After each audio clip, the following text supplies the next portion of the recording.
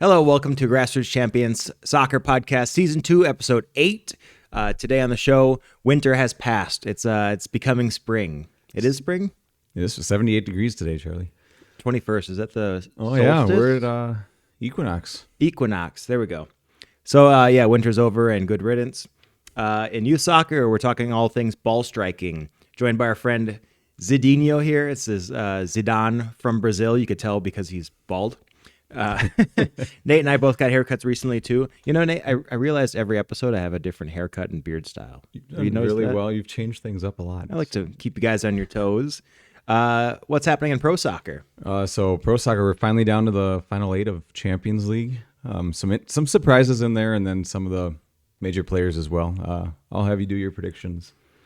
We'll see what we think. And then World Cup's 3 months from now.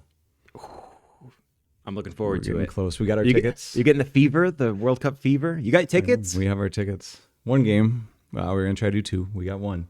We'll talk about it in the warm-up. In extra time, I have a Germany section just for Nate. I have a Spurs section, a mini Man U section, and maybe some other teams. And then some other internet slop I found from the past 6 weeks since the last episode. Let's do it. Grassroots Champions Soccer Podcast, Season 2, Episode 8. Go. Question of the day. Charlie, what's your favorite season for soccer? For youth soccer? Yeah. Summer, for sure. I like the schedule for fall season because it's simple and it makes sense. It's on weekends. You do training during the week at night. You have games on the weekends. Maybe you have one fall tournament, or maybe you do more tournaments if the whole soccer world was more sensible and we just did it that way. Summer gets crazy because you have, let's say, our team is going to have Monday, Wednesday games, maybe average of 1 game a week, maybe 1.5 games a week average. So then we'll do Tuesday, Thursday training, and then training on Monday or Wednesday, depending on if we have a tournament on the weekend. We don't do Monday training. We'll do Wednesday. Otherwise, we'll do Monday training. So try to keep it off the weekends. I know people go to the cabins and whatnot, which is another reason to like soccer in the summer. But if we only had that same schedule, well, then people wouldn't go to the cabins. So For me as a coach, I really like the fall setup that we have in Minnesota. Makes a lot of sense. But summer is go time. It's action time. It is soccer season. You don't get to miss for basketball or hockey anymore. People still do. It's crazy. They'll find a way. AAU starts. Yeah. But we have a little bit more leverage because it's soccer season. So for me, summer is just a little crazy. If we had the fall schedule in the summer, even better. Fall would be yours. What about you? Pretty much anything but winter. I don't like the domes. I don't like freezing my butt off as we go in. And because there's already a team on the field, your warm-ups are in a tiny little space on the side of the field. That's the stuff I don't really enjoy because I feel like you get your best when you have that 45-minute warm-up and you can move the ball around on half a field. And so I would say spring and summer. I like spring because everything happens quickly. Where once we get to like June and July, it's a lot, it's tournaments, it's All-Americans and USA Cups and stuff like that. Where April, May, and June, I think last year, Aiden's team, because they were high school, we squeezed like 15 games into 8 weeks or whatever it was. So it was, to your discussion of 1.5, it was probably 2.0. That's maybe busy. Even a little more, yeah. Actually, I was going to talk about winter in our warm-up. Nate and I are coaching a team, as you know, having a great time. Been doing ball striking this winter, which we'll also get into in the youth part. Actually, we're on a 3-game win streak. That was fun times. Really well. We won 1 game in the fall out of 6. Lost our next 2 or 3 in the winter season, and then won 3 in a row. I think part of that's the ball striking training, the scanning, combinations, all that stuff is happening on the field, which is super cool to see. Our goal in the Prior Lake game was well-struck ball, just outside the box, I think, or just inside maybe. Yeah, we've been scoring from distance. We've been scoring from crosses. Been scoring from weird angles, all because of good ball striking technique. And some other factors, too. Some bravery from the girls. Took a lot of bravery, some shots from distance, but stuff's working. Actually, that winter slog, though, can be a lot. For players, for coaches, for families, for everyone. I think referees make out okay. I think they're busier in the summer and fall, but they get some games here and there. But actually, I got pretty burnt out this winter. Didn't realize until a few weeks ago. but it's just so much things happening all at once, even though it's the winter season. I'm like, there shouldn't be this many things going on in the winter. That's what our point of the seasons. But you know what? You take supplements, you get a PS5 to take your mind off of soccer all the time. And I've been doing that a lot. But no, it's been a lot of fun seeing the girls succeed. Actually, last night we had a fun training to reward the girls because we've been doing. They had a good week of training. Yeah, we'd been doing finishing in the box, crossing, things like that, setting up goals, creating chances. And since they focused so much and it was very technical and detailed, I was like, you know what, let's have a fun day. And I'm not going to say which player, Nate, but we were playing World Cup. Huh? It's classic. I'm the goalie, of course. And I go to pick up a ball that's clearly mine. I'm standing there picking up a ball, and this girl knows. I'm not going to say who. She knows who she is. She might watch this. Here's my foot. Her foot lands exactly on my foot. I got every single cleat, and she said sorry. No, she didn't. She did not say sorry. She didn't say anything. She didn't even go like, oh, nothing. Who are you? Just stone-faced killer, and I had to just eat it and not swear in front of children. But yeah, it hurts. My foot is still a balloon because she stepped in all my metatarsals. Do I need to bring my? Yeah, that is the metatarsal. Do I need to bring my yellow and red cards to practice? You shouldn't need it during a fun practice where you play World Cup and juggle challenge and scrimmage the whole time. But here we are. Nate, what's up with you recently? So we've kind of gone the other way these last 2 weeks. So the university that we train at, their dome collapsed. What? Yep. Haven't seen it, or I've driven by since, just down. Is this like Metrodome? Gone. Metrodome Part 2? I think, yeah. That was the first thing the twins said when they were like, is this what happened to the dome? And I said, yeah. And so, yeah, our practices have gone, I mean, we usually get between 2 and 4 trainings a week, and these last couple of weeks we're at 1 and 2. Wait, this wasn't a controlled demolition. This was a accident. It was a surprise to everybody. Yeah. Snow? Wind. Oh, yeah. There you go. Everyone at Minnesota Rush, or whoever uses the NSC. There was a couple of years ago, NSC was like, well, you can't have training today because the wind is too high. And we're like, pretty sure it's anchored in. It's literally in the ground, and nope, they can fly away. Gale force. I had to write the words. Force. Sorry, there are gale force winds, so we cannot hold training today. It could collapse and fall down, or take you with it, Wizard of Oz style. Where are you gonna end up? Kansas. All right, I didn't know that dome collapsed. Yeah. So for the boys specifically, yeah, April they're gonna try to ramp things up on top of having games, and so there's gonna be stuff just about every day, I think, but. I don't know. Maybe it'll be good for the boys. Maybe they'll enjoy it. This time off it's been pretty cool because we've done different things. So there you go. Just don't get burnt out. It sucks. Players out there, don't get burnt out. Coaches too. Parents too. Referees too. Don't get burnt out. It's hard to come back from. You literally have to buy a PS5. Right? If you're feeling burnout, tear your dome down. Yeah, just do whatever you want. Cause some chaos. Make it everyone else's problem. All right. Well, everyone has problems. I have solutions. We're going to talk about ball striking now with our friend Zidinho here. Youth soccer, ball striking. This is a hot topic. This is something that a lot of players need. So I'm happy to share some of my knowledge I've gotten throughout the years. A little bit of introduction. I think we've talked about this before, but I used to have 50 soccer balls, 50. I changed my bus schedule before I could drive to go to my aunt and uncle's house across the street from the soccer fields.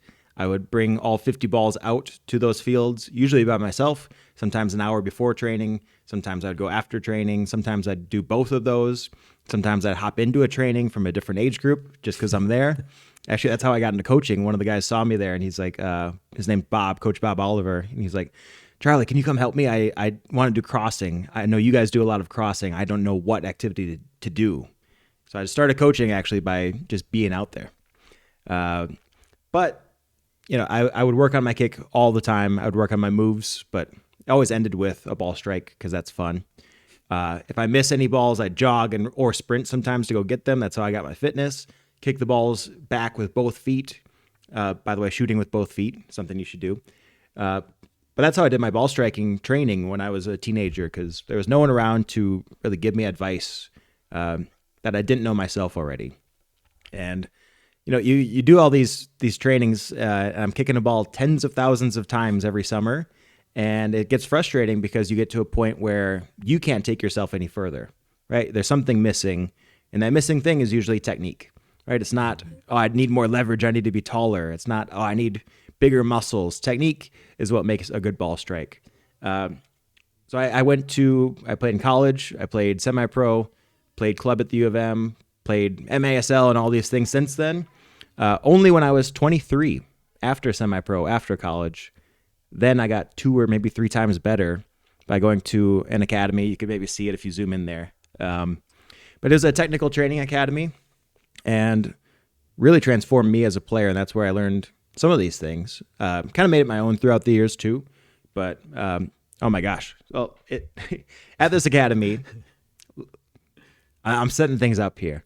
At the academy, the first week as a coach, you do not coach. You go there and you experience it as a player. So you're in the sessions, doing the things with the kids right next to you, right? You're hired, but your first week is, oh yeah, you don't get to coach anything yet. You don't know what we do. You don't know our techniques. So you have to be a player and learn those techniques and see how we coach it, so then you can coach it. Actually, a fun fact, a lot of the players that we had at this academy turned into coaches later, because who knows it better than someone who's done it for 8 or 10 years. So we had sense. aerial warfare, foot skills, ball striking. In that order is the order that the kids liked it. Foot skills, you get to do some nasty dribbles, nutmegs. We encourage that. Changing direction. But really the ball striking was the secret sauce. My ball striking got way better. And this was finally that thing where I'm like, this is what I wanted when I was a teenager. Even maybe when I first started club at 13, I'm like, if someone told me this, I would not take me so many hours and hours of pain and struggle in the games, at training, wondering why my technique's not working exactly how I want to. Why can't I hit the ball harder? Why can't I place it better? Why can't I be more consistent? Level 1 of ball striking at this academy was hitting 10 no-spin balls while alternating your feet. So you go right foot, left foot, left foot, and you have to get all 10 in a row with 0 spin. So the ball looks like this as it's moving. It's not spinning. It's not like sideways or forward or backspin. You're hitting a ball that's right in the middle below waist height. That's another important part. No spin. 0 spin on the ball. We had concrete walls in this place, so it was very convenient. I think that's part of the reason kids like ball striking, because they don't have to... Foot skills, you have to go everywhere with the ball. Aerial warfare, you have to do crazy stuff. Like I have to get my heel up here. I got to head the ball. Sometimes players don't like heading. Ball striking, I hit against the wall and it comes back and I don't have to move. So I think that's part of the reason kids like ball striking at this place and in general. But also it was a huge need, and I saw that right away. A little story for you. We had a girl named Lucia, spelled like Lucia. She was 8. Normally we didn't let players in who were below the age of 9. Actually, when she tried out with us, we did a little trial session. She was actually 7 because she had 2 older daughters in the program. We were like, sure, you know what? You're almost 8. It's close enough. Your sisters are very coachable kids. They're awesome. So yeah, come on in. We'll come in for a trial. We'll see how it goes. Kind of a weird kid. However, this 8-year-old could hit a ball, no spin every time with both feet. Wow. This was her just starting soccer. She didn't have any bad habits from before. I think she did gymnastics maybe before. So maybe there's something with the ankle lock, but I mean, it was something to see. And I was like, okay, yeah, something is different here. I've never seen, like I see U19 ECNL players right now who can't hit a ball no spin with their good foot only. Meanwhile, this 8-year-old girl who just turned 8 is hitting no spins with both feet. And I'm like, that's incredible. And that was it was on command, right? That was the challenge. It wasn't, okay, hit a ball against the wall and it doesn't bounce, or hit a ball into the top corner. It was, can you make your body do certain things, very specific things, very measured, to hit a ball with no spin? It's tough to do. Nate's been trying it. Our girls at training, 50. Our girls at training have tried it. Sometimes they need a partner, so I'm like, oh, I have one right here for you. His name's Zidinho. No, it's Nate Confer. And what was your experience with their ball striking so far? It's a challenge. Some have figured it out pretty well, at least with their strong foot. Some do it really well, but it goes over my head. But they're getting that no spin. Is better now than it was at the beginning. There's 2 or 3 that have actually, I wouldn't say command, but they're disappointed when they don't hit it without spin. Yeah. And at the very least, every player has better power in their strikes, more consistency, better accuracy. They can hit a driven ball. They can hit a ball high in the air with some backspin on it. We've gone over goalkeepers. We've gone over players with our goals recently because they get power and then they can change their strike to do either one of those. So that's a little bit of background on this place. If I knew this was a thing, and I think a lot of players would agree with me right now, this is exactly what you want, right? Someone who knows all the parts of the strike, who can tell you those parts. And I'm going to tell you guys today. And really my goal as a coach is to get this information out there, right? If I only coach, let's say, one team of players, maybe that's 17 like we have right now. 17 players get that, and maybe some private training clients I have in the spring or summer. If you guys are interested, let me know. Maybe after this, you'll be very interested. Phone's ringing. Or you'll have all my secrets already and you won't need it. But yeah, I think a lot of players want this. So thanks for tuning in. I'm going to cook for a little bit, and then Nate, I think you might have some questions for me afterwards. I do. All right. Here we go. So there's about 10 different parts of the ball strike. I might combine a couple of these as we go. First one, I think you have to start out with movement skills. So that's the way you move your body. That is how I decelerate, how I accelerate, how I change direction, proprioception, which we'll talk about later. If your body doesn't move right, you're not going to be able to strike a ball that's powerful, accurate, etc. And by the way, with all these, I'm going to give you maybe the part of the strike, maybe a myth or misconception, a fun fact, and then a regression, which is going to help you get better at those. So I have one of those for every single part of the strike. For movement skills, first one, if your body doesn't work right, if it doesn't move right, you're not going to be able to strike it. So you have to get those movement skills and athleticism and coordination before you do the other stuff. And a lot of coaches start with the other stuff. They say, oh, well, we're going to start on follow through today. No. Follow through after what is the question. I could do a whole episode about movement skills, though, so maybe we'll save that for episode 9. No, we got other stuff to talk about. But actually, Nate, the thing that starts, let's say you're in athletic stance, I have all those movement skills. Do you know what actually starts your strike? Oh, this is a pop quiz. We talked about this at training. Man, he got me. It looked super awkward when you tried it. Oh, is it the arms? It's the arms. Yeah. So there's the first arm swing, and Zidinho is going to help show us here. What actually starts your strike is this motion from your arm, right? So you can think of it like opening a door, where I open this door, I expand my chest, and that's going to set up everything else that we do. So a lot of people start with, I'm going to put this leg forward. No. And assume we're kicking with Zidinho's right foot the whole time, because I'm right-footed. You start with your left arm if you're shooting right-footed. This arm opens up like this, right? Think about it as a rubber band, right? To get power on a rubber band, you don't just go bloop. You stretch it out, and then we're going to snap it a little bit later. So one myth about this, sorry, my mic's in the way. We got these nice mics, and now I can't see my iPad. One myth about this is that it doesn't matter or doesn't exist. I think that's the biggest one. I mean, when I told Nate and the players, they were trying to figure out, like, oh, how does my arm move? And sometimes they're moving the right arm with the right foot, and it looks super awkward because that's not how human bodies work. But one myth is that it doesn't exist or it doesn't matter, and it's very neglected in soccer coaching and training. It actually begins your strike before anything else moves. It's very momentary, but that should be the first thing that moves. Assuming you're already in athletic stance and set up your strike. And one regression. Do you know what a regression is?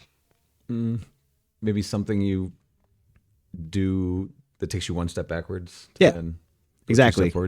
Progression, we make it more advanced, more complicated. Ball strike is very complicated, right? There's about 10 parts. So that's a pretty complicated thing to do in like a second or less.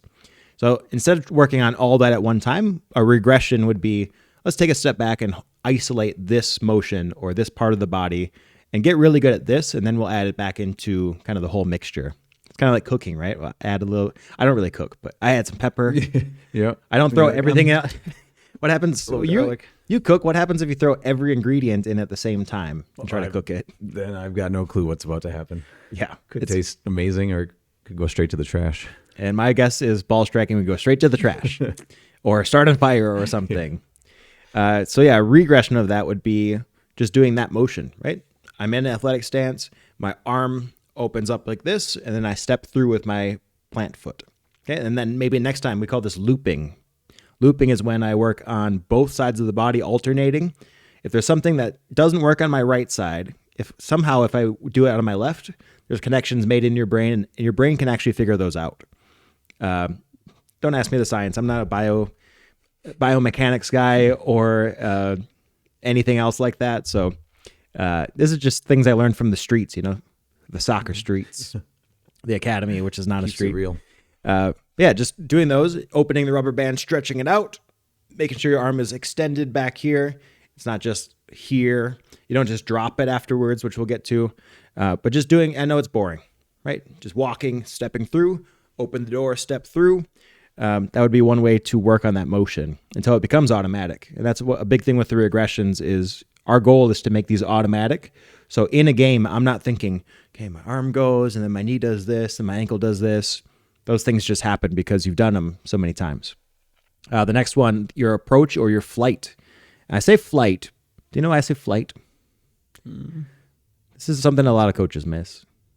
It's not because you're leaving the ground, is it?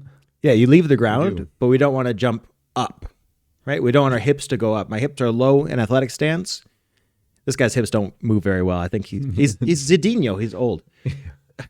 Actually, Zidane can still play. Yeah. But my hips are low. I want to keep my hips low as I go into that ball. I don't want to jump up and then land as I'm, going down as I all land. your force there, right? Yep. We'll talk about plant foot in a sec, but that approach, airplanes don't go like this. They don't go up into space and then hurl back down to the ground. They go up a little bit, go straight out, land. And that up a little bit's 30,000 feet, but they don't do an arc like this. That's my point. You should also not do an arc like this. You're not an airplane. That'd be dangerous. Somebody slides in on you. Don't go to space. But yeah, a misconception is that we're jumping into the strike, but it's not a jump. I want to keep my hips at the same level, not too low, not too high. I definitely don't want to do a roller coaster like this as I'm trying to strike this ball, because that's not going to end up in things going straight out, my power going out into the ball. It's going to be, I'm landing, I have to catch myself, then my leg goes. You see, that's when a lot of players looks like it's just their leg working. It's because they jumped into their strike. Hip shoulder differentiation. So that means that as I'm flying towards this ball, my plant foot's going to be going this way. My hips should still be facing this way. So I can use my hips in a second to have some torque and go through and put some hip power into the ball. More on that in a sec. But one way to work on that is scorpions. Were you around at that training when I did scorpions? I was. You put me on. I was on the ground for that one. So it's you basically turn your hips and shoulders as far as you can, and then you move the other half of your body. Then you move that half as far as you can the other way, and then you move that first half again. And then you can do flying scorpions, which I'll put the video up. The girls got a kick out of it. I got a kick out of it too. It's kind of fun once you can actually do it. The first time I did it, I was like, what is this? How does this help? But it's my shoulders and hips should be able to go in different directions. It's easy in a spin chair like this. You have to do it as you're going and flying towards that strike. So I'll put the video of scorpions up and flying scorpions. Something to do at home, especially once you get it down, is actually quite fun. So that's pretty cool. We didn't spend too much time on it because there are bigger things you get to in your strike before you do scorpions. Part number 2 after the flight would be the backswing. So just like in golf, I swing backwards to then go forwards. I know that was really bad. My arms are bent and everything. Trying to keep it on camera for you, not hit Nate in the face. I said not hit you. Okay. But yeah, your backswing. Basically, that's your foot going back towards your hamstrings, or I like to say, kick your butt before you kick the ball. That makes sense for a lot of players. And if you train that, that will naturally make your strike better because your body will naturally do the rest. Your job is to focus on kicking your butt first, kicking back. You can think of it like FIFA. Nate, what happens when you hold down the shoot button in FIFA? Oh, man. You send that thing to the stadium down the street. Yeah, it's like you hold it down long enough. It's like charging up, right? Yeah. I charge up my strike. Same thing. If I only bring my foot let's see, this far back, that's going to be a huge strike. I have all this runway for my foot to speed up and contact the ball. Okay. If I only bring it up this high, what's that, 30%, 20%? I'm only going to have that much runway. There's not enough power in my strike. So backswing is a huge way to get power in your strike. Again, pretty neglected. People look at the contact on the ball. They don't look at necessarily what you do before that, charging it up. There was a former pro player who I had played some pickup with, and he told me, and this is after I knew all this stuff, I'm like, oh, you should work on your backswing. You can make your shot even stronger. And he goes, no, I get my power through my landing on my shooting foot. I'm like, you're stupid. I didn't say that to him. We were friends, but I was like, how does landing on your shooting foot give more power than, like, think of it as golf. I go putter distance away from the ball, and I try to hit it 60 yards. It's going to go 6 yards. Yep. Doesn't matter what I do afterwards. Oh, my wrists were locked. My follow through was awesome. Yeah, well, you didn't generate any power. So that's actually where most of your power is generated. One way to work on that is just literally standing like this. Thank you, Zidinho. Just working on this full range of motion, bringing this back to here. Okay. After you do that, can you snap your knee and do a straight leg, do full range of motion all the way back again? All right. So we're getting used to bringing that leg back. Another one you can do is then adding a ball to that. So I come back here, make sure everything is aligned with my plant foot and whatnot. And then I just make sure that I start my strike with my foot all the way back. Nate, any questions on our first two items there? We got approach, we got flight, we got backswing. I figure I won't talk the whole time. I'll ask you some questions in between. Right. How far away do you want your plant foot when you're doing the backswing? That's the step before the step, right? The backswing would be your striking leg going back as your plant foot is planting. So that's all happening in the same motion. Yep. So basically, as I'm landing with my left foot, assuming I'm striking right-footed, this foot is back here, basically at the top of my strike, back here, my backswing. That's And when this my one's foot coming lands. All right. Yep. I'll keep him there. That's nice. Yeah. He's really He good. looks like he's about to score. He's really good at staring contests too, by the way. So that's on backswing. Anything on flight? Pretty self-explanatory, Yeah. right? Don't go too high. Don't jump up. One thing is you want to be the appropriate distance from the ball, right? If I do a step that's only this big, same thing as my backswing, it's not going to have as much power. Torque, right? I want to get my body moving. I don't want to go too far because when I land, I'll be off balance and have to catch myself and get my coordination balance again. But at the appropriate distance, can I take a huge last step right before I strike and then generate power with the backswing? Someone who did this very well was Steven Gerrard. Do you remember some of his goals he scored? Oh, man. Where he takes FA Cup final. the biggest last step. Like his legs he looks like this as he's flying through the air. I was like, at first I was like, that's part of the ball striking I used to do. I used to look at Ronaldinho, Steven Gerrard, Lampard, Scholes, all these strikers of the ball, and I'm like, I'm going to do this step right here. And because you don't know why, sometimes it breaks down your strike and you get discouraged. I have some more tips on that at the end. But yeah, giant last step, as big as you can, but staying coordinated. Make sure that you still are landing properly, and then you can do the rest of your strike. Ankle lock comes before plant foot next, and this is ankle lock number 1. This is the ankle lock back here as your foot is kind of loaded up or charged up. We focus on this part because if my ankle is not locked right here, there's no way it's going to be locked when I strike the ball down here, right? That happens like that, crack of a whip, that fast. Blink of an eye, this foot going to the ball, especially when we snap our knee. If it's not locked back here, it's not going to be locked down there. So we train locking this back here, either in we have plantar flex like this, with my toes kind of pointed. They say toes down when you strike the ball. That would be a plantar flex. Dorsiflex is toes kind of in an L shape, or ankle in an L shape. That would be a dorsiflex. No matter which one you do, it should be locked back here. If you're doing a trivella, turn your foot sideways in the backswing. Don't try to do it as your leg is coming down. So whatever your ankle lock is for that strike, make sure you do it back here, not on its way. Let's see. That one's another very neglected one. A lot of coaches look at the point of contact, but they don't look at what leads to that. And they might not know, okay, yeah, it has to be locked back here because, it makes sense when I say it, right? A lot of the stuff makes sense when I say it. It's just not known. You don't know what to look for if you don't know. Right. You haven't seen it. So one way you can regress this and work on that action, I think Nate did some of these too. Nate did a lot of these things, the regressions. Knee snap juggles. So I have the ball in my hands. I snap my knee. That's what I have this guy for. Throws the ball up.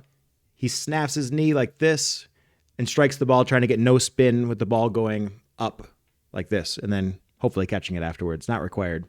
But here's the thing. I should have this locked back here. I should have my backswing engaged the whole time, even before I throw it. I put my knee up. My backswing is still engaged. My ankle's still locked right here. My heels are as close to my hamstring as possible. Then when I throw the ball, then I do the rest of my strike. There's ways you can make this harder. Do you remember this challenge? No, I don't. So ball is in the hands. I wish I had a small soccer ball. Wouldn't add too much production value. But I have the balls in my hand.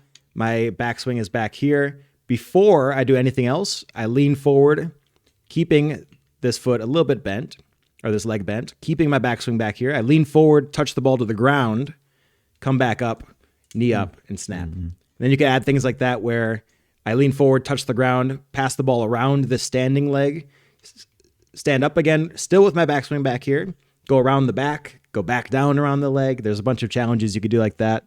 But the main thing we're training in that, yes, you can use it for the knee snaps and other things, but the main thing we're training is keeping your heel as close to your hamstring as possible. What a lot of players will do is as soon as they go down and they lean down, this foot goes out to try to balance themselves.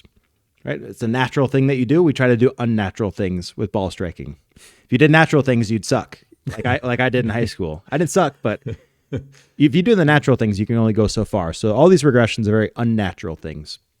Nate, any questions on that one? The ankle lock number 1. So you'd mentioned plantar leg. You want that knee bent, right? Not. Yes. So if I'm striking with this leg back here. This one should not be straight or hyperextended. I didn't know Zidinho could do that. Don't hyperextend. Don't hyperextend, but I don't want it straight. Slight bend. One plant foot game, which is our next item. We did Flamingo Wars. Do you remember that? I think so. Yeah. That's where we do a soccer handshake. I didn't have to do it. We do a soccer hand. Well, Nate's too tall. You're supposed to find someone your height, and basically what I do is I can push or pull. I can go sideways. I try to make Nate leave his plant foot. And one thing that game teaches is single leg balance, which you need. If you're not balanced with this leg, you're not going to have a good strike, just like if you're not coordinated, right? That's the movement skill. Single leg balance. Works on your single leg balance because it's my balance versus his. And if my leg is straight, that's when you go onto your toes, bad things happen, and you get off balance. So fun game for you and a friend about the same height as you to play. Yeah. We even had height mismatches, and sometimes the taller player, sometimes the smaller player won because of the balance. Yeah, their single leg balance, their technique. I don't have to say the names. You remember some of the matchups. One little story about this. There's a player named, his last name was Stryker. That's the more interesting part than his first name. His name was literally Stryker. And he kept, his ankle would be locked during the strike, or it would look that way anyway. And we would go back through slow motion video, and I saw, oh no, your ankle does this little thing right here where it comes a little undone, and then you try to straighten it out into a plantar flex on its way. So I caught that on slow motion video. I'm like, Mr. Stryker, I finally figured out your strike. That's a weird sentence to say, but it came up a lot actually. But yeah, it was through slow motion video I saw, oh, this is the important part. If it's not locked back here, it doesn't matter if you try to lock it there. And it might look nice right here, which is a lot of coaches see, but it has to be locked back there for it to be fully locked, and you could go through that strike with a solid ankle. Plant foot. Maybe this might be the most important part of the strike. Do you know why, Nate? It's where you get all your balance. You get some balance through the arms and whatnot.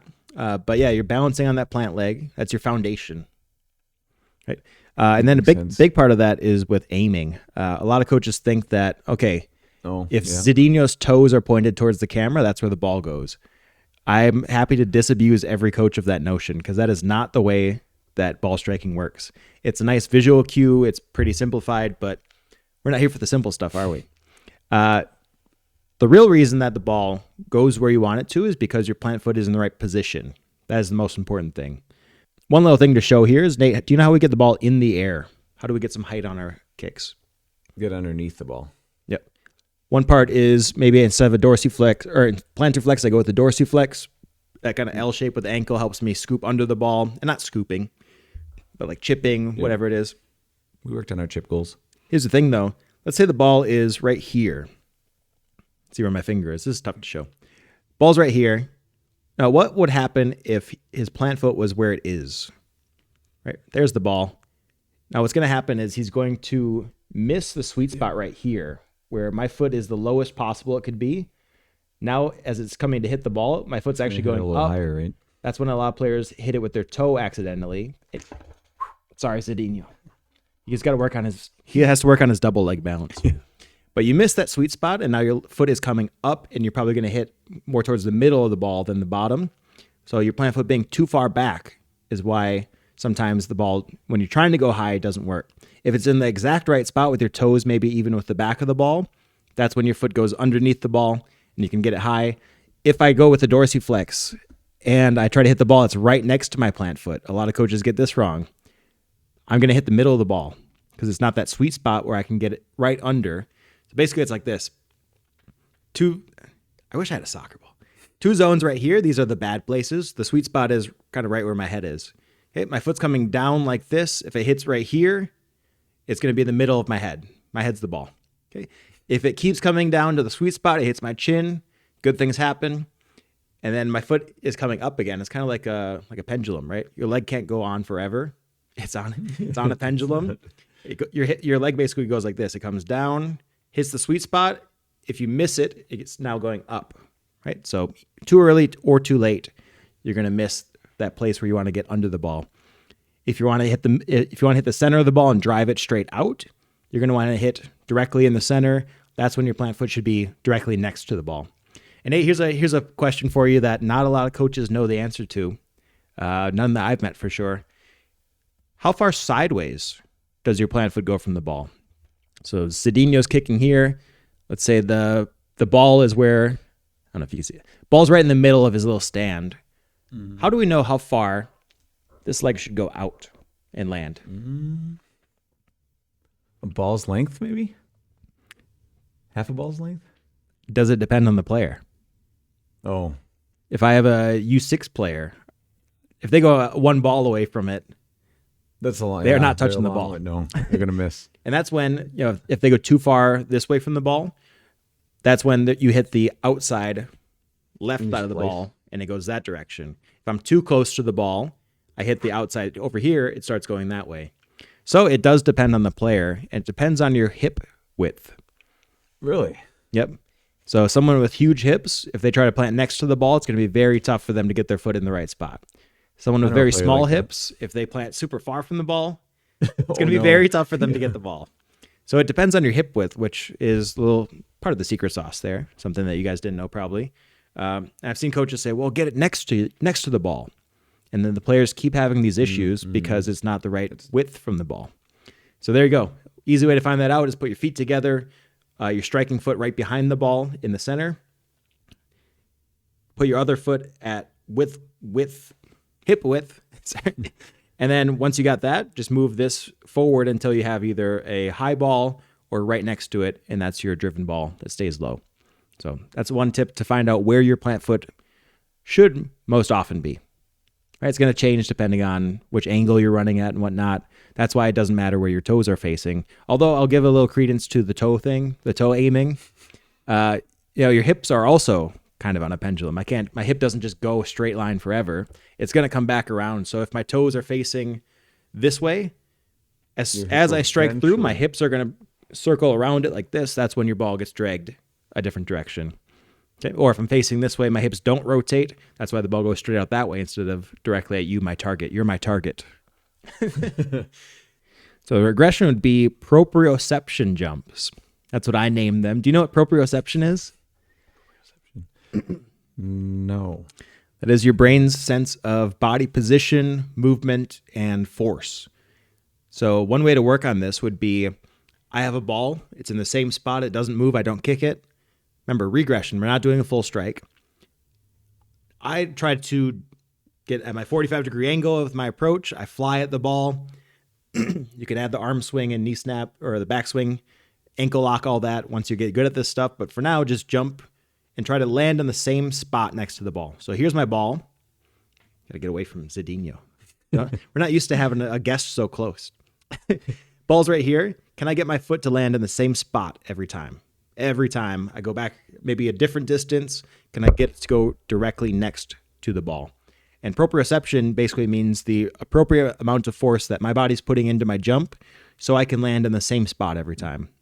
If you have any klutzy friends who bump into things or drop things, or I've even heard like writing too hard, especially in like children. If they write too hard, that is a sign that they don't have good proprioception because they don't know the right amount of force to put onto paper where That's my pen's not bleeding through or I'm breaking pencils. So proprioception, you guys learned a new word today. Yeah, it's a fun one. Anything else on plant foot? Well, I was going to say, is that what Cristiano Ronaldo is really good at? Because they show some of his highlights, and when he's planting, the ball pops up literally millimeters, but then he's able to get under it even probably better than if he plants and the ball stays still. Is there like something there with that, or I don't think that's luck? I don't think that's intentional. I think that's from maybe good pitch design. I don't know if it's good pitch design. I don't think it's intentional, but yeah, part of it is, I fly at the ball. I don't like go like this at the ball. I want to get some momentum going into it. And that momentum turns, basically my momentum going out like this goes into the ground. My momentum from my body then puts it into the ball. So that you have to stop. You have to decelerate. Thank you for bringing this up. There we go. Do you know which part or how you land with your plant foot? Heel first? No. Yes. Yeah, right? Yeah. Toes first would be, ooh. Toes first would be, that's a challenging strike. But yeah, I want to land with my heel first. Basically, my body's over me. Why do I have this? Here we go. All right, so I do the arm swing. Woo. I'll show you guys. Do the arm swing. My plant foot starts coming out. My backswing comes back. As I land, if I land with my foot straight on the ground, remember, I have all this momentum going. As I do the rest of the strike, my body still has some momentum. I'm going to go on my toes. And just like in the Flamingo Wars game, if you go on your toes, you're a toast. Balances, yeah. You can't balance on your toes. Imbalanced. You want to have 3 during your strike. You want to have 3 points of balance. That it would be basically your big toe, your pinky toe, and your heel. Those 3 points are on the ground when you strike.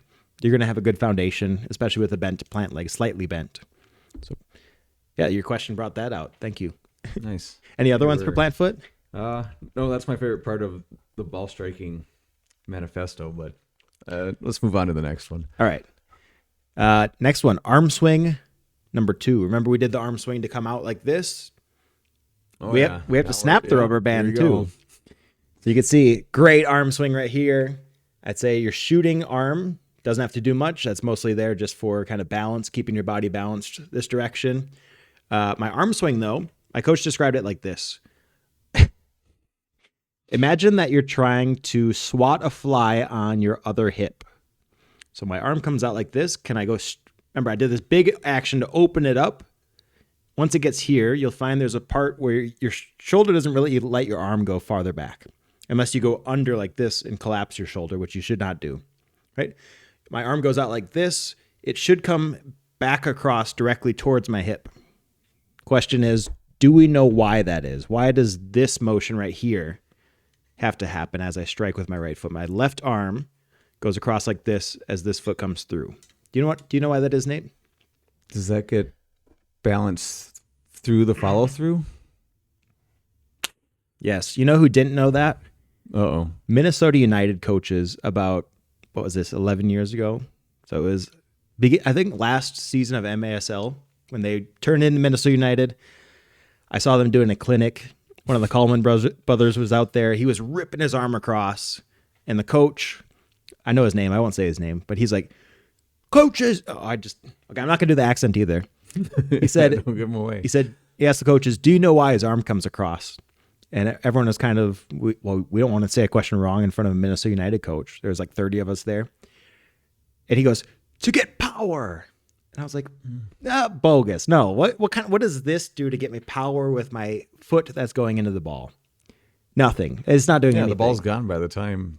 Well, this should be gone. This should happen at the same time as your knee is coming through. So one regression for this is standing, making sure that you have a marker or a ball there. You wouldn't have a ball, but you'd have a marker where the ball would be. And it's this. Can I get this motion, the arm and the leg, to go at the same time? So we're working on our timing with this one, because once I open up my arm, things start going a little crazy. And basically, this is a complex thing, right? So anytime we change one of these things, it's going to change the timing and the placement for everything else. So players out there, don't get discouraged. If you're trying these things and I'm working on this regression and it doesn't go right when I do a full strike, it's not supposed to. I mean, ideally, it would be really great. It would be really great if players did something every single time after I told them once, but I wouldn't have a job then, right? We have to build up these habits. And one way you can do that is this arm comes across at the same time as this leg. I'm working on my single leg balance here, making sure that as my arm is hitting my hip on this side, my foot is done with the strike. I keep my balance. These things go back, get a full range of motion back here with the knee snap, ankle lock back here. Arm comes across like this at the same time as my leg goes through. I can only show one at a time. You get the picture. Arm swing 2, major aid in coordination. So again, this is something that's kind of underlooked at. Underlooked, is that a word? Overlooked. There we go. But it's super important in coordination, because if I keep my arm out here, let's say I do the first arm swing and it's way out here, and I go through with my hip and I shoot, you can see with the spinny chair, I am now over rotating. Ball's going to have crazy spin on it. It's not going to be consistent, which is a major part of it, because my body's not balanced. It's called a contralateral movement. Ipsilateral would be I move both things at the same time. You can see my leg moving there. Contralateral is this arm and this leg right here are going at the same time. Or it could be this side, of course. Shooting left-footed, yep. You could think of it like horses and bears. Bears walk ipsilaterally, where they move both sides of their body at the same time. Horses move kind of alternating, right? My right, left, right, left, right, left. When they're not running. Assume not running, right? Yeah, the big gallop. Yeah. But same thing, right? And we do this when we walk, too. Do you know you move your arms when you walk? It's because your hips are generating a little bit of motion here. When I move this foot, my arm comes across to even it out. I do with my other one, and walking goes like this. It doesn't go like that. You'd look really... A penguin. Penguins move pretty ipsilaterally, and they waddle, and you don't want to waddle, especially during your strike. Or on a treadmill. So yeah, the arm has to come across to make sure everything is balanced. Questions on arm swing 2? Second arm swing? No, that's just the one I have to get better at. And by the way, that one's a huge help for your weak foot, because you'll see a lot of players focus on their legs so much that both their arms stay down for their weak foot, and then they over rotate. Ball has crazy spin. They don't hit the center of it, and then they get really frustrated. And the more they try to add power to it, guess what? You over rotate more, and it becomes worse. If you focus on getting this arm out as your strike's coming through, coming across to your hip, that's going to balance everything out. It's going to make everything make way more sense on your weak foot. You should already do this on your right foot, or your strong foot, I should say. Funny story from my rec days. There was a kid named Joe who was in my high school class later. This was before high school. He's pretty short for his age, but he was my age, and I was a little short for my age. I get ready to do a huge switch across the field. My arm goes like this naturally. Slap Joe right in the face. He starts crying, and I was like, it was kind of awkward, so I didn't know what to say. I was like 12. But I'm like, oh, maybe I should keep my arm in. I saw Deco. Remember Deco from Barcelona? Mm-hmm. I'll put a video up if I can find it, but he would keep his left arm like locked like this. And I thought that was cool. So I'm like, okay, I just slapped a kid in the face. Deco, number 20 for Barcelona, plays center mid, one of my favorite players, Portugal team too. Big Ronaldo fan, so of course I know Deco. So I'm like, oh, maybe I'll try that. So watching the pros actually made my strike worse, because I saw Deco doing this and he could still hit a ball, but technical deficiency. Practice probably, yeah. He was deficient. Deficiency, yeah. It's a funny story for you. I got a few stories, but next one, super important also, knee snap. You have experience training this one, practicing this one. What do you know about knee snap? That it needs to be structured and needs to pretty much go from start to finish, right? You mean like full range of motion? Yeah. Yeah. I want to reach as far back as I can with my backswing. And you can kind of liken this one to a snake, right? You guys know about snakes. So snakes don't go like this. Snakes don't, imagine my arm from my shoulder to my hand is the snake. Here's the head. If I see prey like Nate, snakes don't go straight out like this and go like that or go like this to attack. What do snakes do? They coil up first. Yep. What does this look like? This looks like my fangs are my ankle that's locked. I have my shin right here, and I have my femur, my thigh, whatever, my quads right here, right? So if you do that with your leg, and then snakes are fast, right? Instead of going like this, way faster to do that. Same thing. If I'm trying to go with a straight leg right here, this might even hit this thing. If I go with the straight leg, that's a slow movement. We call that a gross motor movement. It's coming from your hip, right? I can move my knee much faster than my hip. That motion, one sec. That motion right there is what we're training. That's the knee snap. The gross motor movement comes naturally, the leg swing. But the fine motor movement of moving my knee and snapping it like this super fast, that's something you have to literally practice. It's not natural, but we do unnatural things. Should be trained in isolation. Don't try to just add this to a strike. I've done this in the past where I'm like, okay, we did a little bit of knee snap exercises. Now do it to your strike. And it's really tough to just add it, right? Because it throws off your timing. A lot of times players, because that motion's much faster than a leg swing, that throws off your timing with everything. I plant, okay, my leg is coming through too fast now. I'm actually hitting it as I'm landing rather than right after I land.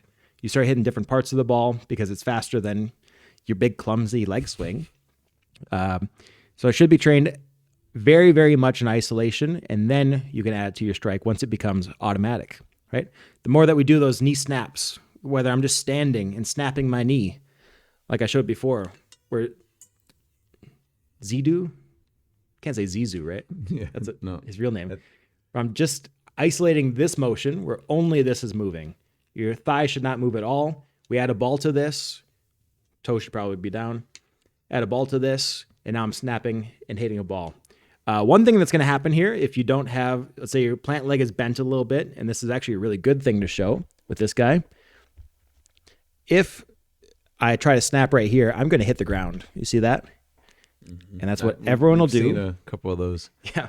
We've hit the ground this winter a few times. We hit the ground running, but also players literally just hit the ground. My golf friend says hit the small ball before the big ball.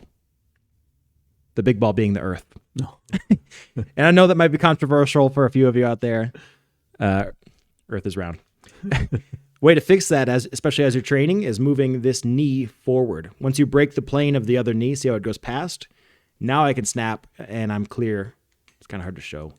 But now I'm clear of that platform at the bottom because my knee breaks the plane first. If I do it from back here and try to snap, that's when you hit the big ball. So yeah, any of those knee snap regressions would work that we talked about before, and I have a couple more coming up in Ankle Lock 2. But anything about knee snap before we move on? No. Makes sense. Yep. We charge up the backswing to do the snake bite, the snap. We should go from, again, full range of motion. I kick my butt, and then it goes to a straight leg. Once my leg is straight, my knee snap is done. Hopefully it's done there, unless you want to be like Mr. Zidinho here, hyperextend. That's what we have kneecaps for, so usually that doesn't happen. Biomechanic expert here.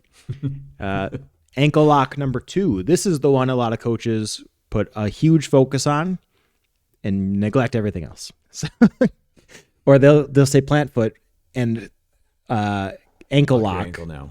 Yeah. But they're not thinking about the before parts. But this is part of the strike. So when I'm contacting this ball, let's say he's going for a nice driven ball here, so his foot is directly next to his plant foot. His plant foot's directly next to the ball. You can see he's going to hit, let's say, if this is my big toe right here, and this is the rest of my foot, There's the knuckle on the foot right there.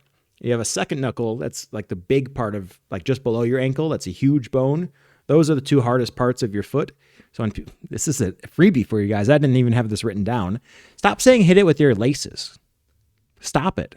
It's nonsense. Because, well, especially with modern boots, laces can be everywhere or no laces. Everywhere and anywhere. Yeah. A lot of no laces shoes here. I remember it was some Lottos had some that were like down the side of the shoe. Zipper. They had a zipper too. It's crazy. Arian Robin, I think, wore the zipper. But yeah, don't say laces anymore. That's something hopefully I disabused you of. It's not the laces. It's that knuckle, right? It's that first knuckle where my big toe meets the rest of my foot, or it's that second knuckle, and you can use them in different ways.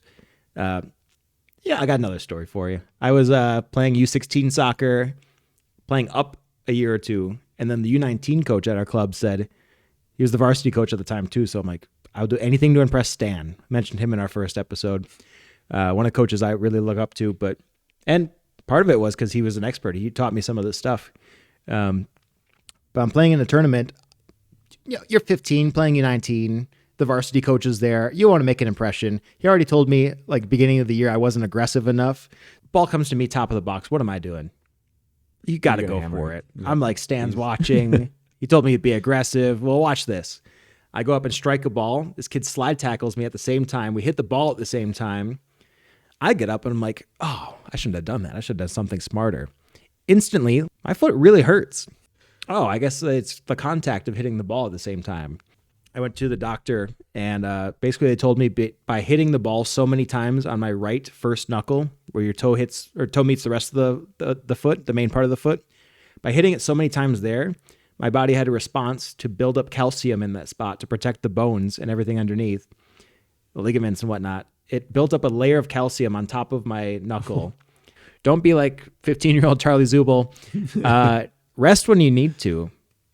Also, train both feet almost equally so it doesn't build up calcium on your toe and then something like that happens. So because our first level at the academy was no spin strikes, basically what it takes to hit a no spin strike is my ankle is locked. I hit through the center of the ball with one of the knuckles of my feet. I do a knee snap so there's not all this extra contact on the ball, and my ankle stays locked so there's not extra contact. You want to hit the center as crisply as possible. I want to be done with my knee snap either right on contact or directly afterwards. I don't want to bring my foot up like this, which we'll talk about in follow through. And actually, there was one of Aiden's buddies who I was at the Dome last week, and he asked me, he was just shooting around, and he's like, hey, Charlie, how do I keep my shots down? So I'm like, well, let me get my iPad. Got my iPad out and videotaped him. And I'm like, here's the thing. Your plant foot was too far forward. As your foot's coming down on the pendulum, you're instinctively turning your foot so it avoids the ground so you can hit the ball. But now because your foot's like this, dorsiflexed a little bit instead of plantar flexed, now you're hitting under the ball, and that's why it's going up. And he's like, so it all comes from my plant foot. I'm like, yeah, you've been looking people have been looking at your ankle for years, I'm sure, but they missed that your plant foot was like 6 inches ahead of the ball. So you've been building up this habit the whole time of my foot's coming down. Instead of staying plantar flexed, I'm turning to the side, and now you're hitting the ball when you want to get it a low drive. And he's like, no one's ever told me that before. I'm like, yeah, I bet. Good lad, though. One of the best referees in the state. You know who I'm talking about. But he's a good dude. Yeah, same thing happened with Mr. Striker. We got him appropriate size shoes, and he was hitting no spin strikes. I'm like, oh, there you go. Right on the knuckles. I knew we were onto something. There was just that missing piece. So it's something for you guys to look for. It's not just what your ankle looks like afterwards in ankle lock too, but it starts from your plant foot, which is why plant foot is so important. One way to work on that, it's painful for guys my age with tight hamstrings, but sitting down, I kind of crab walk stance, but your toes are off the ground and your butt is on the ground, or your tailbone is. So my feet are kind of resting on the ground like this, not resting, but just touching the ground. And what I do is my feet are like this, I snap and have my foot go straight, right? So you're basically at a backwards angle like that. And I get my foot to go snap and go straight up like this. And that puts a lot of strain on your hamstring. I know I'm showing the opposite way, but it puts a lot of strain on your hamstring because the higher you bring your foot, the more tighter your hamstring gets. It wants to, hey, don't bend my leg straight, please. That's a really good one to work on hamstring strength, hamstring flexibility, and power in your strike, really. But then also, the higher it goes, the more your ankle wants to do a dorsiflex. So it takes pressure off your calf and your hamstring. If you keep it pointed down, it puts a lot of strain because both those muscles are like, I'm stretched too much. This is crazy. Stop this. So that's a really good one to do, especially if you like a little pain. Usually younger players, especially females, can do this one no problem. Put your foot higher until it becomes, there's some resistance from your muscles there, and that's how we get stronger. Anything on ankle lock 2? No, that one's pretty self-explanatory, actually. Makes a lot of sense. Yeah. Just don't look at what happens right here. There's other things too, but that is an important part. Last one, follow through. I have some pet peeves with you coaches out there. Do you know what my pet peeve is? Too far through. It's that, but also stop jumping after your strike. I saw a coach literally tell her players, this was like 4 years ago, did a kick and then to have your foot keep going through, and then you jump and land on that foot. You should be fired, lady. That was crazy. No, we should not be jumping. Just like I don't jump up into my strike, I don't want to jump after my strike either. That's the roller coaster. That's both parts. I jump up, try to kick a ball, jump up afterwards. All right, my hips start low, they stay low, they strike low. Everything is low. Right? At the end of that, my hip should not be going up, because that's, instead of putting energy through the ball out like this, you're going to lose a bit of your power, aren't you? I'm now landing, trying to kick with my leg, and then my body goes up again, all within a split second. It doesn't work. It just physically doesn't work that way. So you should start low, stay low through your flight, strike it with the hips all at the same level. No jumping. We're not doing jumping anymore. I hope then disabused you of that too, coaches. No jumping after strikes. You do want to switch your legs though. Part of this is it saves your hamstrings, because if I kick and I fall through super high, that's going to put a lot of strain on my hamstring, just like the ankle lock regression. So basically, we have our backswing go back like this. As soon as my leg gets straight, that's when this leg is completely done. I'm going to switch to my other leg, and that one does the landing about where the ball was. And a funny story one of my coaching mentors told us was Zidinho's coming back. So Zidinho plants right here, and everything that this leg does after that point is wasted, and I could put all this energy right here into the ball. All of that is wasted when I could tilt my hips forward a little bit. That gets this going farther back. When this is straight now, kick the ground. When this is straight, it should be directly on contact or after the ball, like split second, like nanosecond after the ball. That leg is done. I have to switch to my other leg, because if I keep going with this one and I swing through it, that's added contact on the ball. Caught him, saved him. We're done with him anyway. No, he's our friend. He might show up on the podcast again. Well done, Zidu. Great guest Zidu. appearance.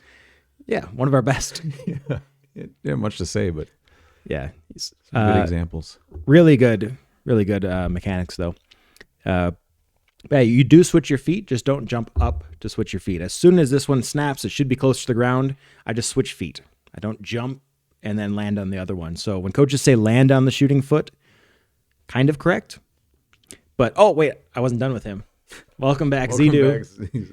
So Zidinho. Right there, his plant leg's bent in a dorsiflex. His shooting leg is right here with the plantar flex. Imagine right here after your plant foot, all the way up to here, and there's a little box. And in that box, it's actually not a box, it's a pen. And in that pen are a bunch of baby bunnies.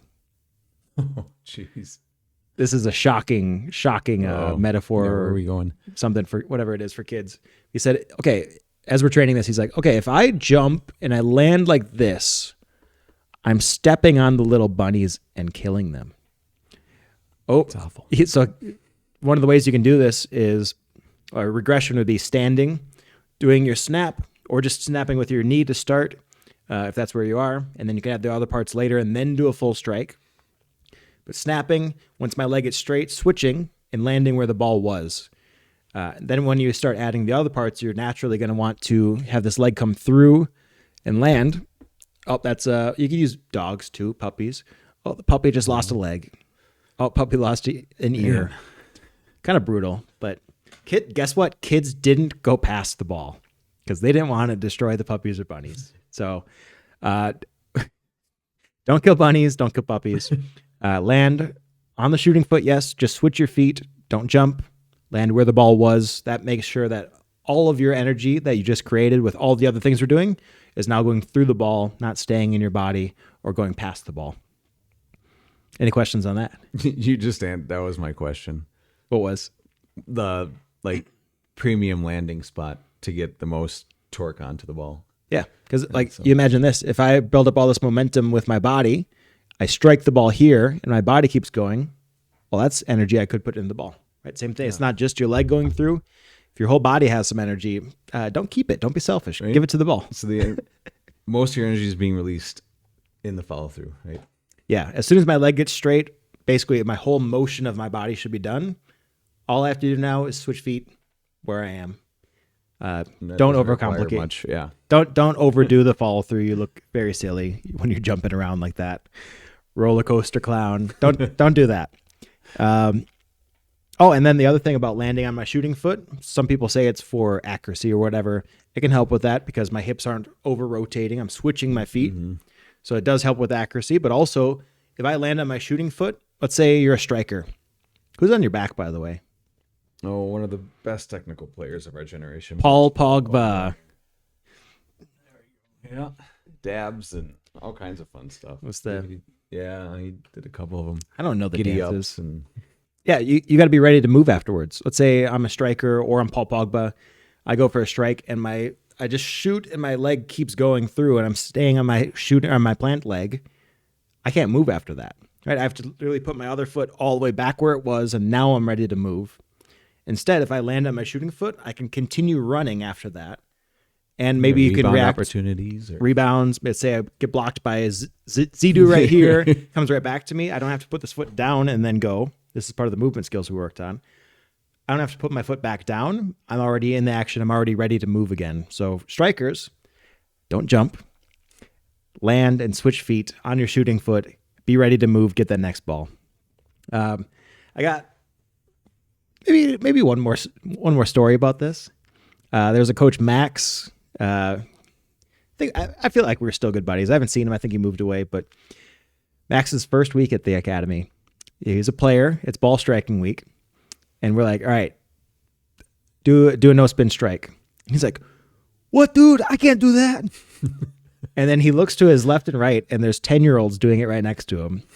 And I was like, Max, they can do it. I know you're going to be doing this in like a couple days. And he, because he's not used to the snapping motion, he tweaked his hamstring because he's really trying to like blast the ball. And he thought power is how you do it. And I had to do this super fast, which is true. If I snap my knee faster, it's going to work. But the rest of the technique wasn't good. He's not following through onto his shooting foot. Tweaks his hamstring because he does this motion super fast. And all that tension's right on his hamstring. So he tweaked his right hamstring 2 days into it. And we're like, all right, you got to use your left foot. The kids are alternating every time. They're looping. You got to use your left foot. 1.5 days later, he's shooting no spin every time with his left. He's like, dude, I couldn't even kick with my left before this. Now I'm hitting no spins. So I was like, yeah, because you never used it. You didn't have bad habits. He got better. He healed up on his right hamstring. He was hitting no spins within 5 days. Wow. Yeah, with both feet. And we're like, congrats, you passed level 1. You can now coach level 1, which is what the 8-year-old was just doing, Lucia. But I thought that was a funny story. It's like, yep. Goes to show if you don't have these bad habits built up, it's better to start younger, right? The more that you go, like Aiden's buddy that I was talking with and showing him some tips on plant foot. What is he? You 16 now? 17. Oh yeah, he's older. If you get to that point, it's very tough to correct. I showed him the slow motion video, showed him exactly where he was landing, where he should land, but he has these habits built up. It's very tough to overdo those habits or undo those habits and learn new ones. So start this stuff as soon as you can. I did it at 23. Luckily, I spent my whole life striking a ball, but even then I was surprised. I'm like, oh, the things I could do. I think if you can do these things on your own as early as possible, do it the right way. That's what I'm saying. Do it the right way. Don't do it the wrong way. Start training as early as you can, though. Don't make this like a U4 thing. I know it's like a race to the bottom all the time. Yeah. That's not what I'm saying. But we had kids who could hit a no spin ball. We could have kids who hit a high ball with backspin. They could do a drive that's kind of in between, where it's maybe like your ping, Paul Pogba, pinger. Love those. 500 kids at any time that could do that. They're making state teams, ECNL players. It was crazy. It was something that I've never seen before. And to kind of close it out, no spin is not the goal of ball striking. Do you know why we start with no spin, though? Why that's the standard? Is that the easiest technique to learn? No, absolutely not. That is not the easiest technique to learn. Hitting a ball with no spin, like I said, there's U19 ECNL players right now who can't do that. So is it to get the right technique on the bone? It's actually a very tough thing to learn. You have to get all these parts to basically act in unison, all at the same time, in harmony. Victory through harmony is Arsenal's motto, as we probably know. It's literally on my arm right here.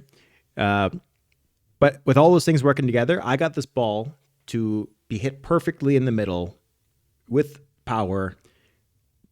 My body's all doing the right things, so I don't add any contact to it. The ball is perfectly going like this through the air. You can adjust that very easily. I move my plant foot back a little bit. I still have a knee snap, still do all the other things, but now I have a dorsiflex that turns into your high lofted ball with some backspin.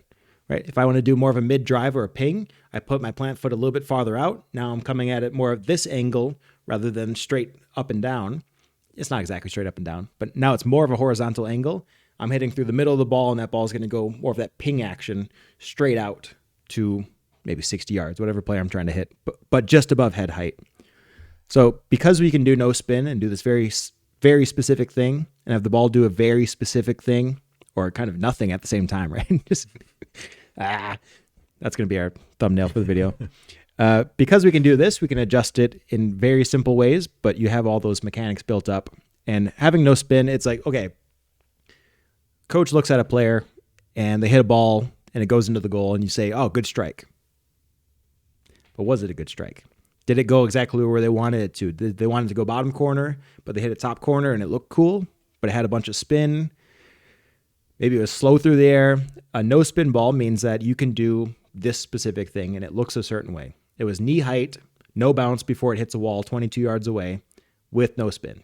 That was actually the standard at level 2. First level, no spin strikes. Level 2 was knee height. Keep in mind, we had 4 levels. Number 2 is I hit the ball knee height at least 20 yards through the air, doesn't hit the ground, has no spin. Knee height the whole way. If you can do that, you can do about any other strike. And something I liked is, I'm like Zlatan Ibrahimovic. I did karate when I was growing up. And not the karate like, let's say, Taekwondo right now or whatever. Jiu-jitsu and all that. Yeah, we're now like children are black belts. That's American karate. That's not the way to do it. The way you do actual karate is what my teacher did, my sensei, Mr. Pack. Discipline is the main thing, right? If you can train and do all these things, then you can go to yellow belt. If you can't do all of those things, I'm not going to advance you because you only have 2 of the 4. If I try to put you at yellow belt things where you're combining those things now, you can't do it physically. You have to stay at level 1 until you get all those things. And you're going to be disciplined and you're going to work on those things, and it's going to take a year. It's not going to be a 2-week thing and then you're, yellow belt, let's take pictures. There are actual tests that we did, and if we couldn't do everything, you don't move on. And that was the same thing at this academy was you can't hit a ball no spin with your left foot. I'm going to ask you very soon to dribble, change direction, and then shoot it with your left foot with no spin. So if you can't do that with no spin, totally free of anything else, totally unopposed and controlled environment, you cannot move into level 2. So there's a Bruce Lee quote. I'm a big Bruce Lee fan. I fear not the man who has practiced 10,000 kicks once, but I fear the man who has practiced one kick 10,000 times. And players, this stuff takes time. It might be boring. It's not going to be the funnest thing you do, right? I would much rather shoot on a goal than to stand and just do my knee snap and then do my left foot. Remember, you're always switching, you're always looping. So right, left, right, left. That's not fun. I'm not pretending it is. It is not fun.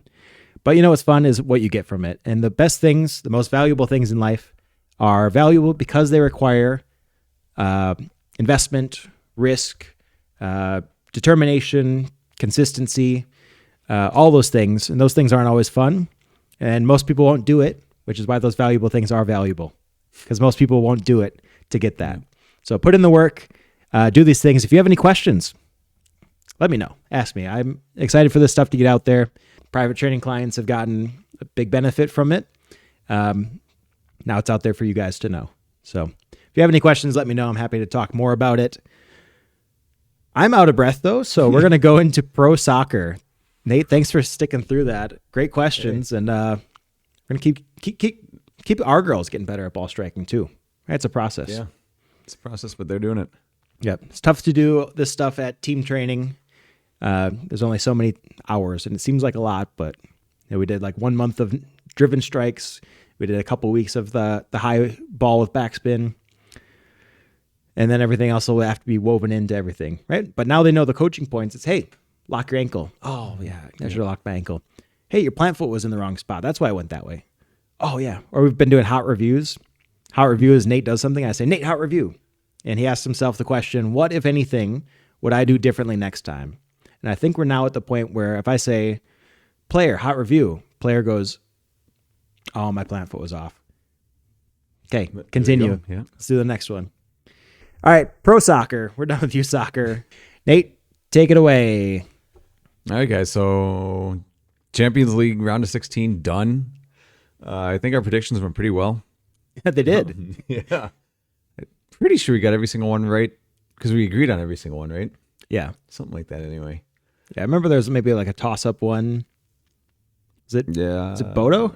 Yeah, Bodo and Inter. Oh, yeah. Okay. I think I picked one and then you went the other way because you're like, well, we can't agree on everything. Does that sound right? I wonder who had Bodo. Did you do it or did you go with all the favorites? I think I went Inter. Yeah. So Bodo got through. I ended up losing to Sporting. And now, well, we'll talk about it in a little bit. Arsenal will play Sporting. But let's get into the weekly awards. This kid's pretty cool, man. Charlie's talked about him before.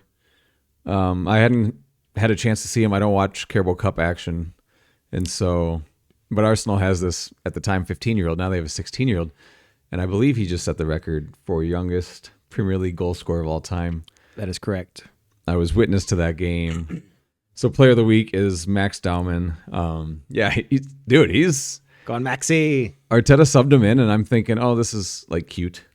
It wasn't cute. He like came in, got involved, and like literally kind of carried Arsenal to victory against a very strong Everton team who's chasing European glory themselves. So this is something that we've seen from Max for, I want to say months now. He's really come onto the scene very quick, but even his like U21 highlights, it's him dribbling guys like three at a time. And then he gets subbed in at these Premier League games or these cup games. He's making experienced Premier League defenders look like fools. Yeah, he's not afraid of anybody. He's not. Tarkowski wasn't in the game. It was like Michael Keane. He went right at him as if he was nothing. He's got Wayne Rooney vibes about him. If Wayne Rooney was super fast and could dribble like that. When he was 16, he could. Oh, yeah. I wasn't around that time. Yeah. Oh, yeah. You missed. Rooney went at Sol Campbell, and that's what it reminded me of a little bit is who is this guy and how is he able to do it? It's crazy. He's braver than I am. It's faster than I am. That helps. Right. Small prediction here. Maybe Max Dauman goes from player of the week to future player of the season. How future are we talking? He needs a little time. We'll go World Cup 2030. Yeah, I'll take it. Yeah. I'll take it like it's me. I'll take Max Bing. Yeah. I mean, you called it in one of the earlier episodes. So, yeah. No, fun to watch. A little different than the Arsenal guys, so really cool. Not a 6-footer that stands 6 yards. You had to just put a little jab in there. I had to get him. He's going to get me later, guys. Yeah, he's not going to score any corners soon. Goal of the week. So I pretty much only watched Champions League to get this. Nothing really jumped on me. There was this one really good one. Atletico played Tottenham in the first leg. Atletico scored 4 goals in like the first 22 minutes. It was really sad. I didn't think it was sad. Oh, it's sad for the goalkeeper. Sad for the goalie. People are saying 3 goals are his fault. Only 2 were. 2. Yeah. He like slipped on the pitch and like miskicked a ball. But then the other one was... didn't someone give it away or like right next to goal and then they just kicked it in? Yeah, it was actually a really well taken goal. Yeah. And so Don't be so harsh on the boy. Was he? He's like 20. This goalkeeper. Yeah, 21, 20. He's right in that.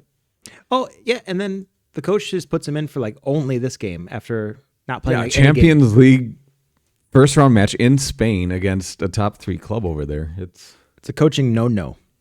I didn't like it. Like at least Arteta with his he always has one league keeper, one cup keeper. Cup and Raya. You have that. At least you have the cup. Yeah, and they understand that. I don't think this guy knew he was going to be playing in Champions League football. Hey, you're 22. Get in there. And then pretty soon he's like, get out of there. Yeah, subbed at 15 minutes. Yeah, that was tough. I don't agree with it at all. And I don't know. I think Tottenham's going to get everything that's coming to him, including the goal of the week, which started in their attacking 18-yard box. They weren't able to put the ball in the net. Atletico clears, and in a series of 5-6 passes, maybe Charlie can show it to you guys. It's beautifully played. It's out to Lukman. He's in the left wing. Finds Alvarez in like a 1v3, and Alvarez's touch is so clever, and he finds the space, and it's top left. Pretty cool goal. Kind of everything. I mean, maybe top left is a stretch, but I will look up this goal, and if I think it's not going to get us kicked off of YouTube and Spotify again, I'll put you it guys up. go look it up so we can stay on live podcast. I'll at least put a picture or something. I don't know. I'll do what I can. Celebration, maybe. Flop of the week. You guys, you're making this just in, Charlie. This club's lost their 4th game in a row now. They're losing to Everton 3-0. Chelsea, you're my flop of the week. You've lost 4 games in a row now. Two were to PSG. I was going to put you in there anyway because then one of the other... Who'd you play before? You beat Aston Villa. It's hard to keep track these days. Yeah, they're losing a lot of games. In any case, Chelsea. Losing a lot of games? Is it Liverpool FC? Ooh. No, they're down there too. It wasn't. Let's just say Man United's not playing their best soccer of the year, and we're still 7 points clear Liverpool and like 8 points clear Chelsea now for Champions League football. So yeah. Crazy what you do when you get rid of a coach. It is. And the crazy players that we talked about, the Garnachos, who's now in the same situation that he was in with us, and Anthony. And it's almost like it wasn't the club at all. It was the player's own personality that shot him in the foot. Almost like that. Almost. So, I don't know. Figure it out, Chelsea. We've all been through it. Man United was in there last year. I think we put Tottenham on the flop list. It's your turn. You're on the list. There you go. You're not in Champions League anymore, so there's that. But focus on the league. Try to get some respect on your name again. Yeah. I'm talking about Man U. Oh, well, hey, to be fair, Chelsea, you played Port Vale in the quarterfinals of FA Cup. Manchester United cannot, for all intents and purposes, win a trophy this year, and Chelsea still can. So, who might be the flop at the end? Our team of the week. Tune in to find out. Yeah. Team of the week was really interesting.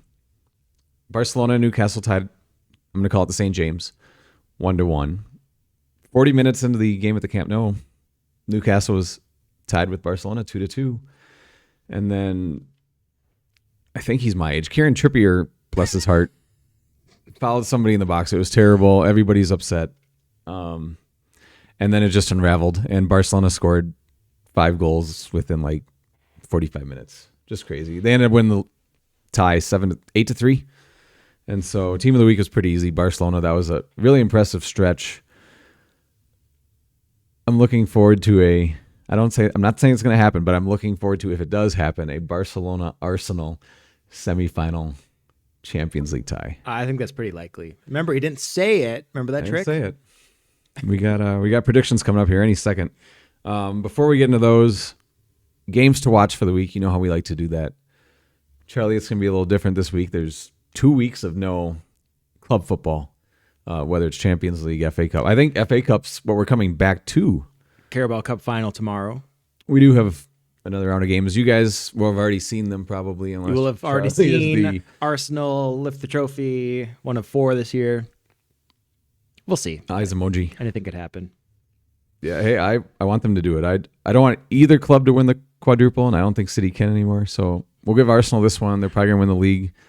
Then I have to cheer for Barcelona. I want the league. I don't want Carabao Cup. I want the league. I want them all, but I want the league. It's 22 years for those guys. It's been 22 years. So our games to watch are the international playoffs. The World Cup are still missing a couple teams.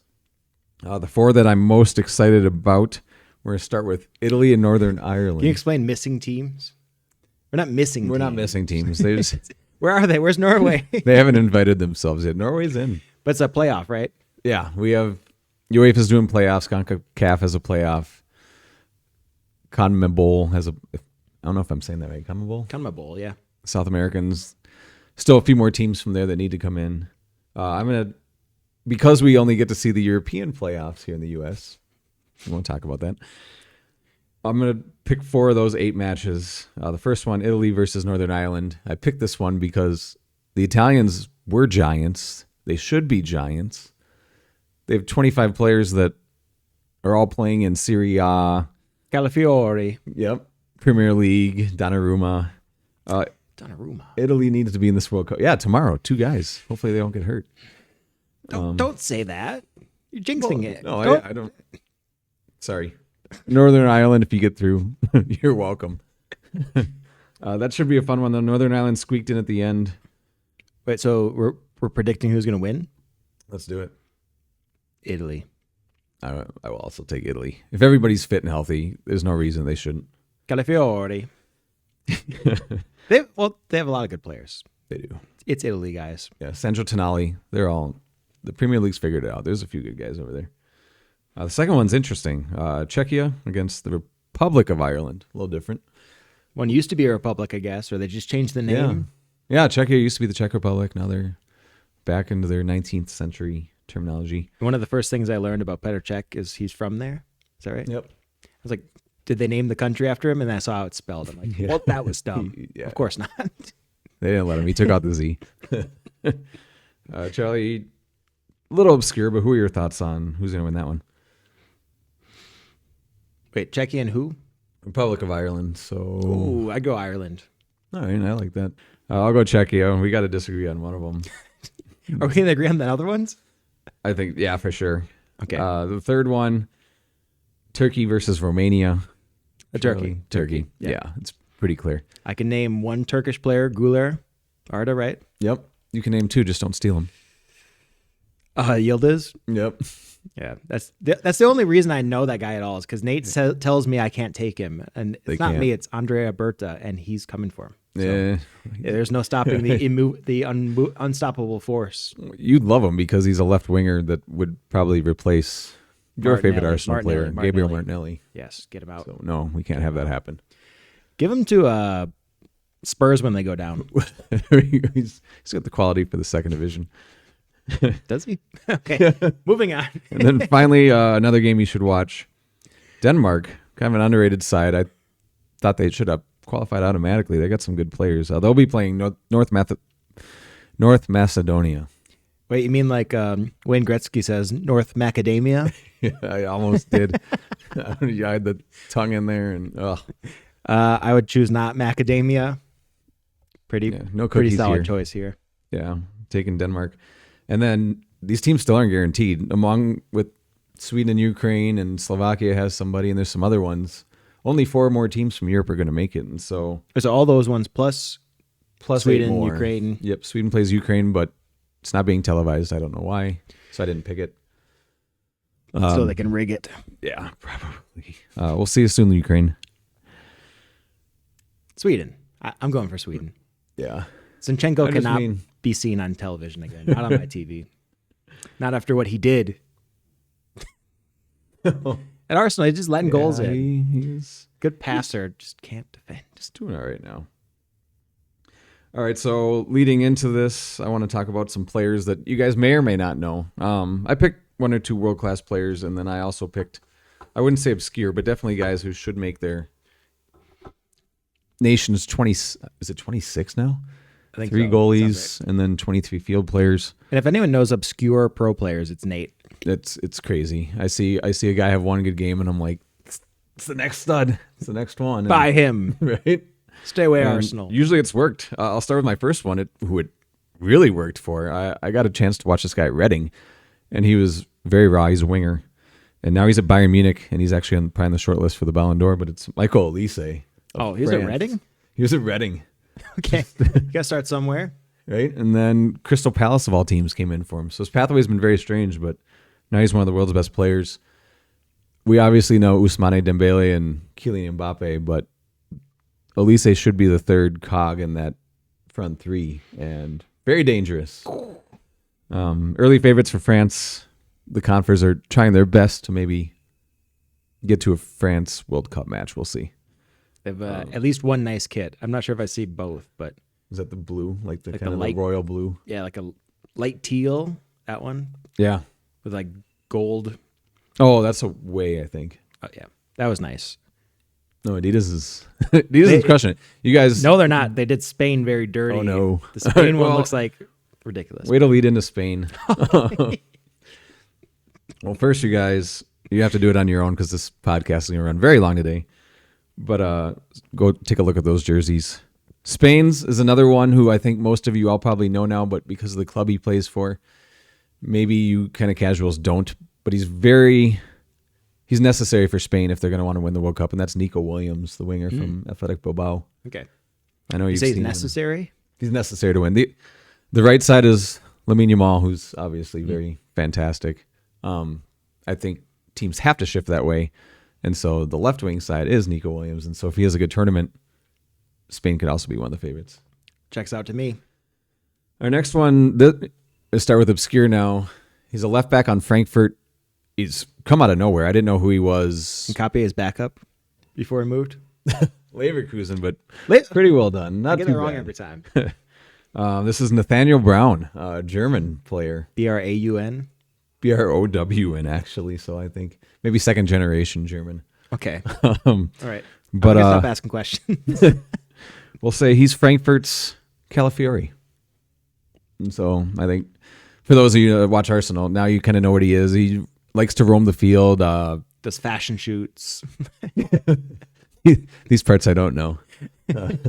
Just the football. But Frankfurt's top 7. They're playing really well. They're a team you don't really want to see, and he's one of the reasons. And so Germany, I think, they're still trying to piece their national team together. I couldn't predict it right now. And so, but I think Nathaniel Brown's one of those guys who should solidify a spot. England. This one I kind of reached deep. I think I went to player number 26 because just like the Euros when Ollie Watkins kind of came out of nowhere and stepped onto the scene and scored big goals, I think this guy's going to too. He's currently saving his team from relegation in Max England. Dowman. Oh, no. Before you said relegation, I thought you were going to say Max. Wouldn't that be cool, though? 16-year-old on the English national team. But he's not in the squad? I didn't see his name on the... Tuchel's picked his preliminary 35. Dowman was not on there, but there's still time. Are there other good players in England? There's at least 30 of them? Bukayo Saka, Declan Rice. Is that it? No, I'm teasing, guys. All right. Are you familiar with West Ham? Do you know who I'm... I've heard of West Ham before. All right, so Jared Bowen? Jared Bowen, yeah. Absolutely. A lot of EPL fantasy teams he's on, and especially like the last 2 years. Yeah, he's pretty much West Ham's attack, West Ham Salah. He's a GA every other game. Yeah, that's exactly right. Cuts on his left. Little secret, guys, but for me, my number one signing for the summer for Manchester United would be Jared Bowen. Number one? You wouldn't want anyone else? Well, yes, because there's like Casemiro's leaving, so that position takes priority. But I think as like a luxury player, like if you have Mbeumo, Cunha, Bruno Fernandes, Jared Bowen, Seshko, Paul Pogba return. Yeah, no, he's pretty washed. Oh, yeah, unfortunately. But I think Jared Bowen would be a fun luxury player for the Manchester United attack next year. We'll see. I think to Charlie's point, there's other priorities. So like a Sandro Tonali, I think is probably the true number one target. Carlos Baliba. You know, I'm a Baliba. Another one to put next to Manu. Friend of the podcast. Yeah. It's featured before. Brazil is an interesting one for me. It was going to be Rodrigo. He's out for the year now. He's kind of the first significant player that's going to miss the World Cup. He's out for 9 months. And so I took his replacement, plays for Chelsea. He flopped today. But generally, he's been very good this year. That's João Pedro. Scored 14 in 26 games, I think. I thought you might have said Estevao. Oh. Chelsea, Brazil. I did him already at what tournament was that again? Remember the tournament that we hosted here and it was clubs and I'd mentioned players to look out for. Club World World Cup. And Chelsea won it. And so I was actually probably right about that. Estevan was pretty good in that tournament. So you're saying we need fresh blood. These are all new players. I'm trying to do new players. Nobody that I actually went back and looked at who I mentioned for the Club World Cup. And so you're not going to say Lookman in this list. He didn't make... Well, Nigeria, I don't think made it. I don't think they did. Or Ghana? Nigeria or Ghana's missing, you guys. I can't remember which. Argentina, world-class player, but the reason I'm going to bring him up is because they've had a world-class player for years. He brought them to their last World Cup in 2022. We all know who he is, one of the greatest players of all time, Leo Messi, right? And this is going to be his last. He's like a little diminutive winger. Charlie Zubal. Yeah. Although people say I look like Messi because when my beard gets longer, it grows a little bit red, and his does too. There's one time we should do a side-by-side. There's one time I was around Halloween. I was like, I think I was at a party somewhere or like downtown, and someone goes, "Hey, Messi!" I'm like, what? He's, oh, I thought you were Messi, like dressed up as Messi. I'm That's like, awesome. No, I'm in a completely different costume. It's actually a great story. I mean, who better than to be compared to Leo Messi, or at least mistaken for? He's a little short. Yeah, nose is kind of big. We're taking shots. His hair wasn't always the best, but mine currently isn't the best, so I can't speak much. Well, even Messi's haircut this year is weird. I've been staying focusing on the football. Been staying away from Inter Miami. It's like kind of a Wrexham thing again, where I'm like, yeah, you can't just do that. They took our guy. Your guy. Yeah, my guy. So anyway, the entire Argentinian national team isn't going to change that much.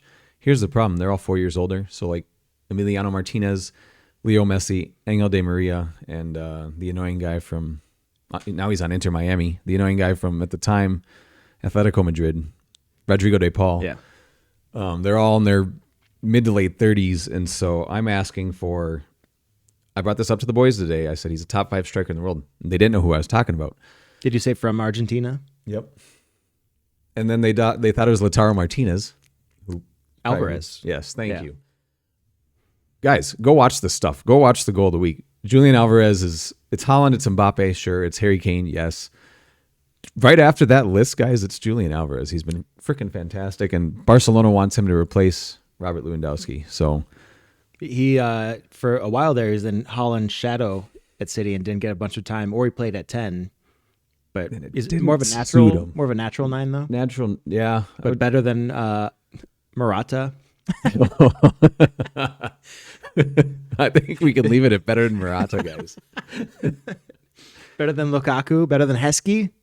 Yeah, I'd put him ahead of Heskey. Yeah, that's one that a lot of people out there don't know. A lot of the players, like current players, guys, go look up Heskey memes. There was several years where Heskey was the hottest meme. Poor guy, man. I don't know. He was a number 9 with about 10 pounds too much on his belly. 10. But 10? We'll leave it at 10. I'm being nice in case Heskey watches the podcast. He was a large fellow. Scored goals, though. He did. Sometimes missed the goal. Better than Lukaku. There we go. Yeah. Norway, I'm going to trick you guys. It's not going to be the 2 that you think it is. I want you to watch their third star. And it's not the front 3 the way France plays, but you know Martin Odegaard's in the 10. You know Erling Haaland's in the 9. And then they have this third player. Is this a Bodo Glimt player? No, but 5 of the Bodo Glimt players got called up for the Norwegian friendlies here coming up this week. So they've been recognized for their good work. But this guy actually plays at RBL, right? Red Bull Leipzig. He's a winger. He's 20. He'll probably be on Arsenal. If they can't get Yildiz, they can get this guy. He's the one that Logan wants. I'm trying to think of his assets. He's Jeremy Doku, a little bit, but like not as direct. So he's got a little bit of softness around the edges, if you will. I don't know who this is. Yeah, it's Antonio Nusa. Very Norwegian name. Yeah, he definitely doesn't look Norwegian. Probably comes from I don't know what he looks like. A mixed marriage. Maybe Joey will throw him up for you. But Nusa's great. Yeah, if Norway's actually going to go big and do something special in this tournament, it's got to be more than the big 2. And I think Nusa can play his part. So Netherlands, I really, really struggled with this one. I wanted you guys to know about Frankie de Jong, and I wanted you to know about Matthias de Ligt. These guys have been hurt. in and out of their club teams, and so I don't know if they're going to make it. And then I was like, everybody knows Virgil, so we don't need to talk about him. You're not going to say Simons, right? No, because he's Tottenham, He's at and Tottenham. you'd be mad at me. Yeah. So Well, it's not that. They're in relegations. they're not one to watch right now. I thought he was going to be really good at the start of the season. I was like, oh, no, they got him. He's fine. It's fine. You can have He's him. fine. Yeah. Didn't make Tottenham better. He just, I don't know, he's a starter. He's a Tottenham player. Yeah. You guys know now. If you've watched this podcast from day one, you know what that means. No, my guy comes from Liverpool, Cody Gakpo, who he's got that Arjen Robben, right? Like, plays on the left. He's got that beautiful wand of a right foot, and all he does is cut in and try to hit it. And he tried to do that today against Brighton, and it didn't work. But did he have a really good Euro or World Cup last time? he did. That's kind of when he was like, whoa, everyone's like Cody Gakpo, and then Jurgen Liverpool. Klopp. Yep. Klopp snapped him from all of us, I think. We were all looking at him. Yeah. But, he's fun. He should be leading the front liner, if not coming in from the left side. Memphis Depay, still relevant for some reason, so he could lead the front line too. But Where is he playing now? he was a free agent, and then I think he looked at MLS. Was it Besiktas, I want to say? Yeah. And then he either just left them or he signed on with them. He looked at like Qatar, and he looked at Saudi, and he looked at the MLS, and I actually can't speak to where he is right now, but he's trying to find a place that would make him comfortable. He'll be in the U.S. very soon, in about 3 months. Oh, yeah. Yeah, that's true. Literally, he will literally be here in about 3 months. Yeah. Hey, Minnesota United. No one wants to go to Minnesota. Like, Well, we'll see. Wouldn't that be something, guys? remember the time when we were going to sign Zlatan? Zlatan's never coming here. I saw someone put out an article. They're like, well, the cold climate's similar to Sweden. He left Sweden for Spain and Italy. Yeah. He's not going back. Yeah, he only stayed with Man U for like Went to a L.A. year and a half. Yep. He's not going to Minnesota. No. Charlie, this next one's for you, because I think you're a fan. But who do you think Portugal's X Factor players? Cristiano Ronaldo. Not quite, because I'd be doing you guys a disservice if I picked the person that your 42-year-old mother knows, your 50-year-old overweight neighbor knows. That's not helping anyone. He's not that overweight. Is this a player that we've talked about on the podcast before? We have, yeah. His name start with a J? Yep, sure does. Shaw Neves. Yeah, guys, please. For those of you who watched him, awesome. Thank you. Now you probably believe us. For those of you that haven't, go. Do it now. Portugal's going to be everybody's neutral team, right? Because we want Ronaldo to get his only World Cup, maybe. And then also believe us going forward, too, since we proved ourselves. Time and time They again. picked out all the guys, like these 19-year-old guys. He picks them out. I like how you said that. That's we're on a soccer podcast, okay? Lukeman's like 26. But yeah, Joe Naves, he's sensational. He can play the 10, the 8, and the 6. He played right back for Portugal because Semedo is out. And Bruno Fernandes and Bernardo Silva and whoever the other one is all have their spots. He's going to break his way into that lineup somehow. I don't know where they're going to put him, but he's special and Portugal can win. So, Turkey, it's between two guys. Let's see if Charlie knows which one I picked. I didn't, but I very well could. Arda Güler's got a wand the other way. I forgot the other guy. Of course, you're going to say Yildiz. Yeah. Okay. I'm a Yildiz guy. Watch them both. If I was going to pick a team that... Breaking news, Nate's a Yildiz guy. I'm a Yildiz guy. Whoa. If you can't tell by pretty much everything I've done, the Jared Bowens, the Michael Elise's, guys, I love those cutting in wingers. I don't know what to tell you. It's one of those 5 types of wingers. Yeah. And they're my favorites. And so, but let's talk about Arda Güler instead. You guys can watch Arda Güler because he is a little bit different.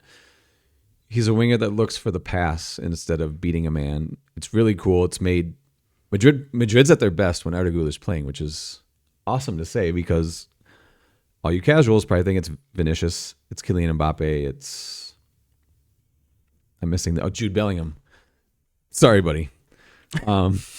Those are the guys that we think it is, but it's actually Arda Güler who's come in and had quite an amazing season. So that one's pretty cool. This next one is going to be the guy. Talking about 19-year-olds, this guy's 19 years old. He plays on FC Porto.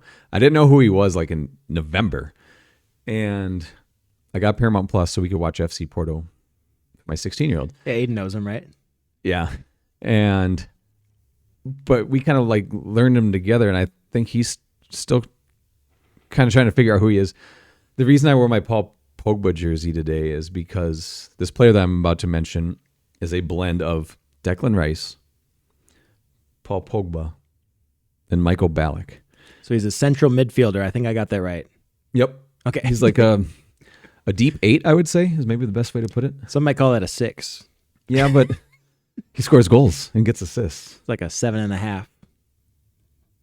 Yeah. In the half spaces? 6.5? I don't know. There we go. Let's 6'7". Go, he's a All right, guys. Victor Froholt from Denmark is the meme. Say it again. Froholt? Froholt. And so the easiest way to show you him is he just scored against Stuttgart on Thursday in the Europa League. Wonderful goal. He shoves a guy off the ball, loses it a little bit, then uses his strength to get it back, and then with his technique scores this brilliant like top bins banger. And that's where that's why I used all those 3 players as a reference, because he's got like Declan Rice's physicality and just stamina. Doesn't quit. He's got Paul Pogba's technique, and then he's got like Michael Ballack's just aura. Like, he's 19. He looked like he thought he was the best player on the pitch, and that's cool. And so, if you can watch just one guy on this list, that's the one I want you to watch. Denmark's not in yet, but if Denmark makes it, I think you guys are like witnessing like the next, in the Lamine Yamal, Kylian Mbappe like levels, the next world superstar. Everyone looks for these flashy players, of course, because they're flashy, right? There's a reason I liked Ronaldo when I was whatever age. Every age, I still love Ronaldo. But he's flashy, right? Not a lot of people notice those center mids who have the engine, who work hard, who distribute the ball. That's not always the most popular player with youth players, especially. Yeah, I wouldn't have. Exactly to Charlie's point, at 16, I wouldn't have liked this guy. Pass the ball to that guy. Pass it. Why is he dribbling? Why is he trying to shoot? Pass to the guy I like. Yeah, like that. Exactly right. Yeah. Why isn't he giving it to Christian Eriksen or, heaven forbid, Rasmus Højlund, who will probably be his 9 at the World Cup? So just shoot it. Don't pass to your 9. Yeah. Just go for it yourself. You're better off. And then finally, for all intents and purposes, I have to talk about a U.S. player. You have to. Yeah, for our viewership. Yeah, our sponsors are making us. All those sponsors that we have, they said, you got to talk about U.S. players. Yeah. Well, we're off the air if we don't, so. Yep. But I actually really, even beyond the fact that he's from the United States, I actually really, really like this guy, Malik Tillman. Oh, okay. Rangers? PSV. Oh, he must have moved. Yeah. Hey, was it Rangers? Yeah, I think that's right. Or vice versa, maybe. You might have it right, too. He'll be at a big club soon. He's the prototypical, like, American winger, which is kind of fun. So instead of being, my little guy that likes to take a dribble, beat a man, and then see what's next, Malik Tillman's like, I'm just going to run you over, then I'm going to run past you, and then I can rip a shot. Or he has a little bit of that playmaker in him, too. And so with Christian Pulisic on the other side, the U.S. has, for the first time since the Donovan Dempsey era. Since Michael Bradley. Hopefully he'll play some cricket noises for that one, guys. I can put some cricket noises in. The Donovan Dempsey era, we have supreme attacking talent for I'm not saying the U.S. is going to win the World Cup, but I am saying that we should expect to get out of our group. So round of 16? Let's go round of 16. That'd be fun. Well, there's 48 teams now, so I don't even know how the second round works yet. Round of 24. Winners get buys. Seconds get opportunities with the top or third place teams. Something like that. So not all seconds make it. Or no, maybe first, second, and then maybe it's round of third, depending on 32. points. We might have a round of 32, guys. I think only 16 teams sense. disappear. Yeah. So we go from 48 to 32. So it's an extra knockout round. So it's pretty easy, depending on our group. That's a big factor. Well, now that what wasn't the last draw, like the Champions League draw, they did the groups, and it's like, well, there's no group of death. It's kind of like, or was it the World? No, it wasn't the World Cup. No, couldn't be Champions League because now it's that group. Now there's some draw recently. Oh, it was the World Cup, right? Yeah. Yeah, there wasn't any. They're like, they eliminated the possibility of there being a group of death. Because we have too many groups. Which is lame. It's 12 groups now. And so it's really spread out. I don't want to see Germany with their new sweet kits, the away ones, not the home ones, just whoop up on North Macadamia, etc. Curacao, that's who's in their group. Cape That's Verde. crazy. Is that? Yeah, that is. In Ecuador. That's the Germany group, right? Oh, I just made those up. I mean, No, I didn't you make got them it up. right. Curaçao's in their group, and then Ecuador's in their group. Verde might be the other one. It's easy. I don't know where I pulled that from. If that's if that's true, I just named the 3 smallest nations. Like, Say Charlie should be taking over the professional side of it. no, I am not gonna. Nate puts a lot of time into this, guys, as you can tell. So, well, thanks. But yeah, those are some of the players that I'm excited for. I hope you guys are too. Charlie, let's quick do our champions. Oop. Put in the comment. We haven't done a comment yet we this haven't. episode. You guys have just been watching and listening. Yeah, no one has commented yet. Maybe they have. What should they comment? Maybe a player they're looking forward to, or a player that maybe we missed. Player we missed, a country you're excited for, or a player you're excited for. Dark horse country that maybe we're sleeping on. Yeah, because I didn't name. There's a few. You don't think Curaçao is going to make it out of Germany's group? Well, I'm going to comment about that. Do it. Please comment. Comment 5 times. Like, share, subscribe. Put this in the chat, in your team chat with the boys. Tell everyone. And comment. Boom. 5 times. Comment 5 times. Comment some more, and then tell us what your actual comment is. All right, Charlie, here we go. Champions League quarterfinal predictions. Are you ready? Arsenal. All right, let's open with Arsenal and Sporting. No analysis. Let's get right into it. The Sporting's bad and taking Arsenal's really good. For me, there's a little bit more to it, but I'll sum it up really quickly too. In 15 seconds, I don't think Sporting can handle Arsenal set pieces. It's not a dig. They're really good at them. Arsenal will score at least one. Arsenal threw in that leg. We took their striker. Yeah, that's Who's going to score your goals anymore? What do they have? Yeah, Do they have someone new? They have Trincao from Wolves, if you remember him. Logan wanted me to put him on the Portuguese one. He's fine. Fine's not going to cut it. This is the Champions League quarterfinals. Guys, we might watch this back and Trincao could. I mean, he hat tricked some game I watched this year, so he's a solid player. Why is Nate jinxing? Anytime I bring up Arsenal, Calafiori's going to get injured. Trincao's going to get a hat Trincao trick. is going to get a hat trick. I'm still not taking Sporting though, guys. Arsenal 4, Trincao 3. Over 2 legs. 4-3. You think we're only going to get 4 corners? Good. This is good. All right. The next one, maybe my favorite matchup of the quarterfinal round. Barcelona versus Atletico Madrid. For so many reasons. The Julian Alvarez story. He keeps having to come out and say, I'm not interested in Barcelona. But as a player, why wouldn't you be? Your idol played there. They want you to replace their 35-year-old striker, 36. That spot is yours. It's literally yours, and you get to play with Rafinha, Dani Olmo, and Lamine Yamal. Do they have money to pay him? Remember, they're going through like financial stuff. That's the problem. I think Barcelona keeps trying to get Alvarez to say something so that Alvarez only costs 75. Atletico's like, it's going to be at least 100, and so he says something like, "I want Barcelona." Then his price drops because then it's easier to acquire him. It's what they did with Lewandowski, Bayern, and it's what they're good at, honestly. Julian. They tried to do it with Nico Williams. Hold out, Julian. Get that money. Get the bag. Beat them, and then go and take their And then money. be like, you know what? Another 15 mil just went up. Right. Charlie, who do you like in this one? Barcelona. I don't want to say it, but I think Yamal is going to have... he's going to show up, I think. They have other good players, too, that I think... who's on the other team? They got my guy. Lukman, right? Yes. Deadline day deal. And he's been great. He got the assist against Spurs. He was great against Spurs.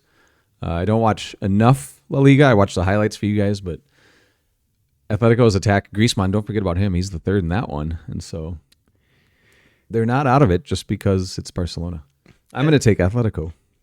Nice. Contrarian. Yeah. We always need one. We needed one in the international games. We need one in the quarterfinals. I think it's a tough one, though. Like you said, that's a tough one to pick from. Yeah, Jan Oblak, too. He's still top goalie. Arsenal's going to beat whoever it is anyway. Doesn't even matter. I can't wait for that. Doesn't matter. Can't wait for that, guys. The next one, it's awesome. It could be a final any other year. It's unfortunate that it's because Arsenal won the table that this is even happening. Well, and the fact that Paris Saint-Germain finished like 7th. So Arsenal was here. Because Paris Saint-Germain finished 7th, they have to play Bayern, who finished 2nd. If PSG had just finished a little higher, we'd be talking about them in the same way that we're probably talking about Arsenal and Bayern. This game has way too many storylines to even begin to analyze. It's, besides Arsenal, probably the 2 top form teams of the year. I'd say those are the top 3 teams. And so, Charlie, your prediction in this one? Might surprise you. I'm going to go Bayern. I like that. Is it a Harry Kane? Is it a... I've been really impressed with Olise. He's been crazy. I heard he was really good at Palace. Never really watched. I watched like maybe a couple games, probably when they played Arsenal. I maybe see some highlights. But then this year I actually got to see Olise play like actual minutes. Guy's really good.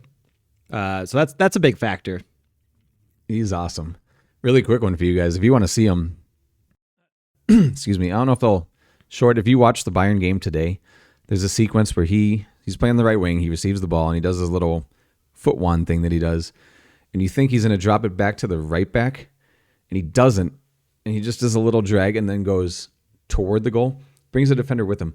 The right back then makes his run. Olise goes back towards his own goal just a tiny, tiny bit, and then plays just this delicate through ball and finds the player, and the ball came across the box, and they don't finish it. That's why I don't think you actually see it in the highlights.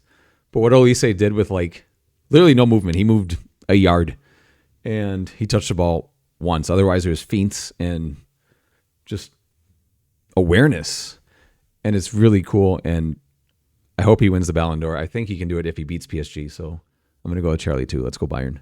Yeah, let's do it. Get PSG out of here. Yeah. I want Bayern in the final. Because we haven't played Bayern enough in the past several years of Champions League. It's always Bayern. It's always Bayern. 5-1s and all that good stuff. Finally, not my favorite, but it's the one I like because the team I hate the most is going to get knocked out. We have Real Madrid playing Liverpool. Charlie, who are you predicting for this one? You guys already, do I have to say mine? I don't know. I predict Nate is hoping Liverpool wins. Not.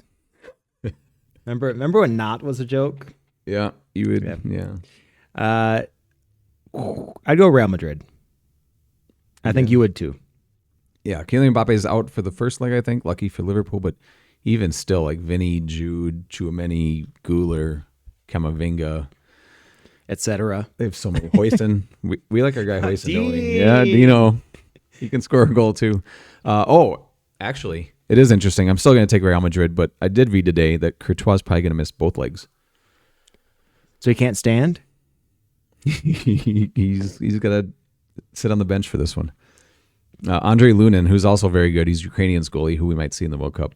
He gets his chance. I still think Real Madrid has enough to win. So, yeah, that's where we're at. So then semifinals, are we doing that?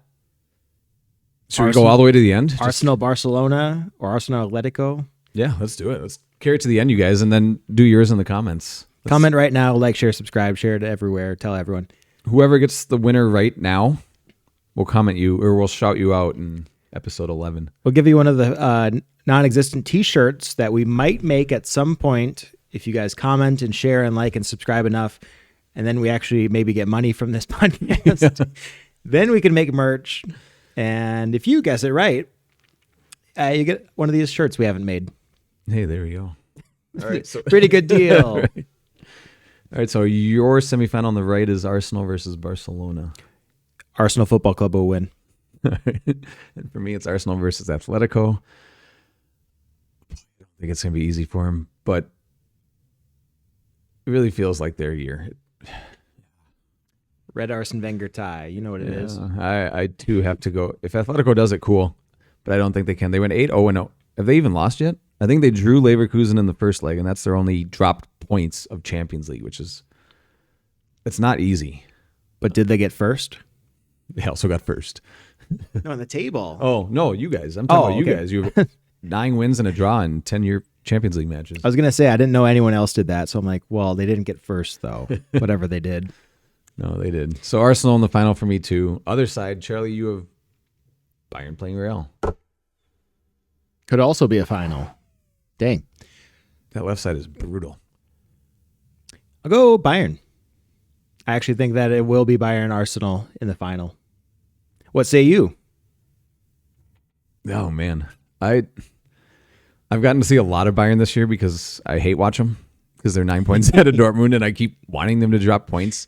And then they run off like 6-1 against Hoffenheim and 6-1 against Leipzig and 4-0 today against Union Berlin. And they just pound these teams into submission. We talk about Olise and Kane. I don't think you guys realize they still have Serge Gnabry. They still have Jamal Musiala. They still have Luis Diaz. They still have Joshua Kimmich. They still have Leon Goretzka. Pavlovic, a guy that I brought up in season 1, episode 3. He's made the 6 his position forever. These guys are loaded. And it does feel like it's their year. Boy, this final. If we get Arsenal, Bayern. Their year. Our year. I'm taking Bayern to the final, and then, here we go, you guys. So, Arsenal Football Club. Foreshadowing, I think we're going to disagree. I already said mine, so. You have to. Yeah. You don't have to. I could be a doubter, like everyone else I know who tells me every time Arsenal loses. But I'm not. I believe. I like that though. I'm gonna. I believe. I believe that. We're not gonna do the rest. No. For me, I believe that Harry Kane, ex-Spurs player, hates Arsenal as much as Arsenal hates him, and he's won everything but the Champions League, right? Like, no, not really. He has no country trophies to speak of. This might be his 3 months, you guys. Okay, so he's won a league. He's going to win the league again. He's probably going to win the cup. If Harry Kane wins, let's say he scores and wins it for Bayern and then goes into the World Cup. What fantasy land is this? This is crazy. I'm going to do it right here, right now, you guys. Harry Kane is going to score the game winner, 2-1. And then he's going to score the game winner against France in World Cup 2026 USA. You're talking nonsense. I mean, Champions League could happen. Remember, I'm a believer, though. I'm a believer. He's a believer. World Cup, Harry Kane scoring against France in the final seems a little more far-fetched. Yeah, England's got it. Remember the last time he put... Do you remember the last time he played him when he put I think the ball's still orbiting? Especially since you parlayed those. You said this one's going to happen and then that one. I'm taking it all. It's a two-part Give parlay. me no credit if Harry Kane wins Champions League and they go out in the semifinal of the World Cup. I get no credit, guys. What are the odds of that? 1 in... It takes something special, but he's on... His form this year is ridiculous. He has over 50 goals already. But he's relying, though, on an England team, and England never does well. They don't have Elise. They don't have Luis Diaz. They have Bukayo Saka and Jared Bowen. Phil Foden and Jared Bowen, yeah. And Jared Bowen might be a bench. Declan Rice. Declan and Jude. And Jude. It's not a bad team, you guys. They just... you English fans out there, and I know you guys watch us, your country underachieves. Yeah, but they always have good players, and it always ends up the same way. It's 100% true. Do you think it's cultural? You think there's just something in England? The English media always hating on the players probably takes a toll on them. Right. And the French, like literally the French play football in the streets, like in Paris, and they stop and watch like little kids playing street football. I think maybe the French watch this podcast and maybe are tuned into the ball striking too. Maybe that has something to do with it. Kylian Mbappe, Dembele, they all hit the ball really, really well. I bet they do. All right. I am taking England. I'm going to do it. I'm taking England. England, do this for me. Wait, are you saying, let's watch some memes. You're saying England what? England World Cup? Champions. We'll do those predictions down the road, guys. But for fun, right now, my parlay, Kane scores the winner. We'll see if I stick to it in May when we actually... You made the bet. You can't not stick to it. All right. We didn't bet anything. It's okay. I do have memes, though. I have a German section just for Nate. I have some English clubs that we're going to make fun of. And then some other fun stuff I found from the last 6 weeks. Let's do it. We're starting with not some funny ones, but we're gonna get into it. This one is a record set by James Milner. He has played with... Well, everyone knows James Milner, right? He's been around for a very long time. I want to say 22nd year in the Premier League. It's amazing. And that's not just in soccer. That's in the Premier League, the top league in the world, in my opinion. Where did he start? He's still in it. He started at Liverpool? Leeds. Okay. He has played... Well, he has had 281 different teammates in a Premier League game. So not just on his roster. In the game, he has played with 281 different teammates, alongside players born in every year from 1968 to 2007. My parents were born in 65. That's crazy. And players that we currently coach were born in 2007. That's that's crazy. Here's another one from Opta Analyst. Did you know that 49% of players to ever play a Premier League game have played in a game either alongside or against James Milner? 49% of every Premier League player has played in a game with or against James Milner. That's wild. Yeah, that's he not. needs to go one more year and get it to 50. I saw that they gave him an award for his 645th Premier League thing once he got past whoever had the record before. Who was that? Not Speed. Somebody in that, like Gareth Barry. Yeah, something like that's that. who it was. Okay, yep. he got one past Gareth Barry, and then they give him a plaque that says 645th game or whatever. And everyone's like, why would you not just give it to him when he retires with the actual number? Why would you give him? Now they got to make him another plaque. Yeah, I'm sure he'll take another plaque. Nate, big news. He's back. Uh-oh. Do you know who he is? I don't. It is Ochoa. He is? Yeah. Holy cow. So he's like 40 years old, 41, 39, one of those. The starting goalkeeper for the Mexican national team got injured like a week ago or something. No way. Who do you call? You call up Ochoa. Do you know the memes about him? I don't know the memes, but I'm very familiar with Ochoa. He's been in World Cup since I was a kid. Yeah, this will be his 6th World Cup, which is a record.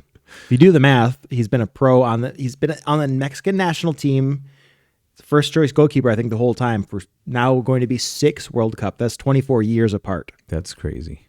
Mexico #1. So he's good, but the joke is, can you name which team he plays for right now? I cannot. Yeah, no one can. I'm looking at the comments right now. No one knows where he is, where he plays club. But the joke is right here, 126 days. This was a while ago, 6 weeks ago. But few days until Ochoa becomes a mix of Neuer and Casillas. But in the meantime, between the World Cups, no one knows where Ochoa goes. That rhymes. Yeah, I didn't mean to rhyme that. Kids. But he literally just shows up every 4 years, and that's the meme about it. This is everyone's reaction. This is when we see Ochoa in the lineup. Every football fan a few months from now. Long time no see. It's a figure. Mr. Ochoa, you're alive. I'm alive, he says. How you doing? I can't believe it. Someone said he was dead. Very patient. That's Ian Wright meeting a former coach or former teammate, and he's shocked because someone said he was dead. And that's Ochoa every 4 Pretty years. much, It's like, I was shocked. I think he was on a FIFA cover once. Yeah, I think you're right. Yeah, like 2009 or something. Something like that. But so obscure. I thought you was dead. Yeah. Speaking of legends, here's one that's doing well. This is Michael Carrick. Will you please listen? I'm not the Messiah. Everyone else, Manchester United fans, he is the Messiah. That's from Life of Brian. Life of Michael. However, Man U's not doing that great. Who made this? That's awesome. Yeah, and I think I have another one in the stack. Yeah. The lad not cutting his hair until they win 5 games in a row has come close twice this season. And I think it's kind of ironic. It was these 2 managers who stopped it. Baldies. Sean Deitch and... How do you say that other guy's name? Nuno Esperanto. Esperanto. Nuno San. Oh, this is why I always get tripped up with his name. I don't try. So many. Okay. This is a post that says, arriving to training during London Fashion Week, and it's Reece James. The comment says, how about you start arriving to some 3 points? It's a good question. You know why that is? Why they don't have wins in the last 5 now? Sounds right. No, they beat Villa. Well, it's because Villa, and then they can't beat anybody else. It's because their manager, Rossignol, is that how you say it? Yeah. Rossignol? Stupid warm-ups. No, the wordplay he does. Have you heard this one? He says, if you break it down, the word manage is man-age. And that's what we're doing. We're aging men. That was a real quote from him. I'll put it up here if I can find it. But here's another one. I don't know. Here's another one that someone made. Oh, gosh.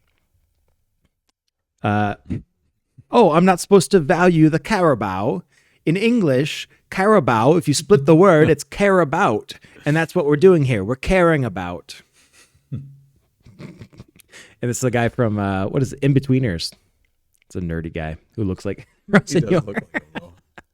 I was like, that's close. We're aging men. Is that all you're doing? Remember he passed a note to Garnacho with like six goals to go? Goals. Yeah. Although, United didn't do it, but Bodo Glimt already won 5 games in a row before really? Manchester United. Look at the opponents. Quick, name those teams. I see Man City. Yeah. Man City, Atletico, Inter, and Inter again. I don't know that first one. Must be, well, I also heard they haven't been playing league since November. Yeah, so they're really in and out of games. They get them one game every 2 weeks as opposed to all of us. So I don't recognize that badge, and it's very small on my computer, but City, Atletico, Inter. That's not bad. And if they had 6 in a row until they lost. If they had a guy who was waiting to cut his hair, he would have cut it by now. Guys, should we have Nate do that? Nate's hair is short now. I like it. It is summer. It's not summer. It's spring. It's the equinox, solstice. Right. How do you know if it's solstice? Never mind. We're gonna stay on topic. Okay, Nate. If there's a dragon in your town, who do you call? You call Bodo Glint. The real caption says, "This dragon attacks your city. Who you calling?" Bodo Glint. It was a fun ride. Giant killers. Okay, I have a question for you. We're getting into our German section here. When Klopp was at Dortmund, did he do this? What? This is Klopp whenever Liverpool concedes. You guys like the... Did he do that at Dortmund? You guys didn't concede as much, though. No, we didn't. We were good, man. That was during the heavy metal football. Yeah. Back-to-back titles. Dortmund was in the States. Their academy players were. And they went to Penn Cornell college basketball game. And they have their own fan section behind the hoops. It's just like these, 18 kids. And they're chanting. They probably know English. A lot of people in Germany know English, Yeah. but that's some good culture right there that Americans don't have. Jumping, chanting, standing. I like it. No, I miss the stand plots. You ever heard of this meme? Or it's not a meme, it's a social thing that happens. Guy's at a place, social event, sees a pretty girl, goes up to her, and then her friends say no for her. You ever see that? You ever hear this social phenomenon? It's because they're jealous of the pretty girl in the group. So, I'll let this guy say it. The worst you can say is no. What if she turns around and says, well, it's a terrific night for some Bundesliga action as Borussia Dortmund take on Eintracht Frankfurt here at the Signal Iduna Park. I'm Derek Ray, joined in the commentary area by former Arsenal and England midfielder turned expert analyst Stuart Robson. Good evening, Stuart. And her fat mate comes in and says, yeah, Derek, should be a great game. 2 great sides with Dortmund and Frankfurt. Should be a thriller. Cheers, Stuart. That's awesome. You got Derek Ray doing this great, all the accents, he's nailing it. And you got Stu coming in. Yeah, should be a good one. It's another lovely day for football. Dortmund are the... So Borussia Dortmund are the Tottenham of Atletico Madrid's. Do you think that's... Yes. Do you think that's true? No, we're not that bad. Well, you're the Tottenham of Atleticos. That means you're an Atletico Madrid, but you're the Tottenham of them. Well, maybe. You're not the Atletico Madrid of Tottenhams. I wouldn't be that mean. That's fair. No, I still don't think so. They made it to the Champions League final 2 years ago. They just didn't. Well, nobody beats Real Madrid, but I just want to see if you thought that was any truth in there. Speaking of Spurs, this is Championship clubs next season. uh-oh. Showing up to the Tottenham Hotspur Stadium. Wow. Awesome. I think I have another one here. Yeah, okay. So this is Tottenham having this beautiful stadium just to host Rotherham Oh, no. and Stoke on Tuesday nights. Oh, it is beautiful. Tragic. Tottenham might be the first ever team to rest their players in a Champions League knockout round for the relegation battle on the weekend. That should have been my game of the week. Doesn't Henri love it too? I don't think that's from that, but Hey, you guys, Nottingham play Tottenham tomorrow, so you'll know the result by the time you hear this, but Tottenham could be in a relegation spot by the time you watch this. also at Spurs, Son, the Korean player, needs to apologize to all those Koreans he tricked into supporting Spurs. They had no clue, and now he's cut to LA and left them with the bill. That's pretty funny.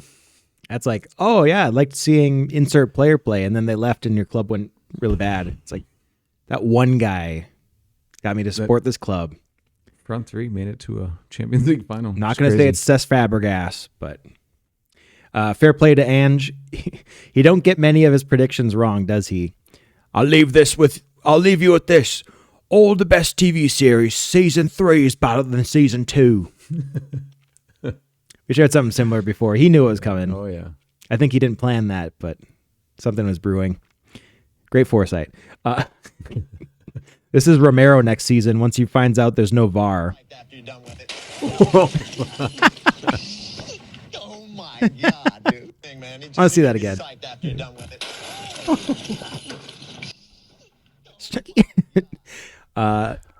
Yeah, no VAR. Oh, speaking of, do you know there's new World Cup rules going in place? I kind of did, but I don't. Let me see. I think I have them here. Nice. There Oh, you go. maybe I did, yeah. So- I've seen this. Number 1, player who substitutes has 10 seconds to leave the field. If it takes longer, the player subbing on must wait at least 1 minute before entering. Good rule. Very good. Very good rule. Stop the time wasting. Yep. If a player asks for medical assistance on the field, he must leave the pitch Yep. for 1 minute. Love it. Exceptions can be made. Probably like a head injury that wasn't one. Yeah. Well, I think blood, you got to, sometimes you got to change your Maybe you do have jersey. to go off. If the referee thinks time is being wasted on a throw-in or a goal kick, he will start a 5-second countdown. If the ball is not put back into play in time, the throw-in will be given to the other team. In the case of a goal kick, a corner kick will be awarded to the opposing team. As an Arsenal fan, I love this rule. I bet you Outstanding rule. I bet you do. Well done, FIFA. VAR will be able to review second yellows and corner kicks. Or corner kicks? I didn't catch that at first. If it detects a mistake. Great rule. yeah. I don't like the second yellow as much. We got to let Kind of refs referee's ref. discretion, yeah. However, corner kicks. Arsenal, Arteta, Berta, our ears perked up. Pumped.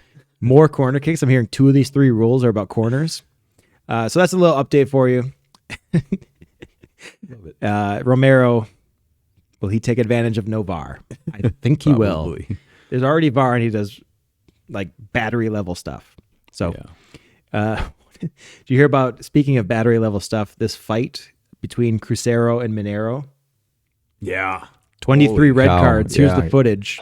It's crazy. I mean, you can't say they didn't deserve them. They're taking full-on power swings and kicks to everybody. I didn't actually see this one before. That guy took like 4 punches at that guy. With a flying kick first.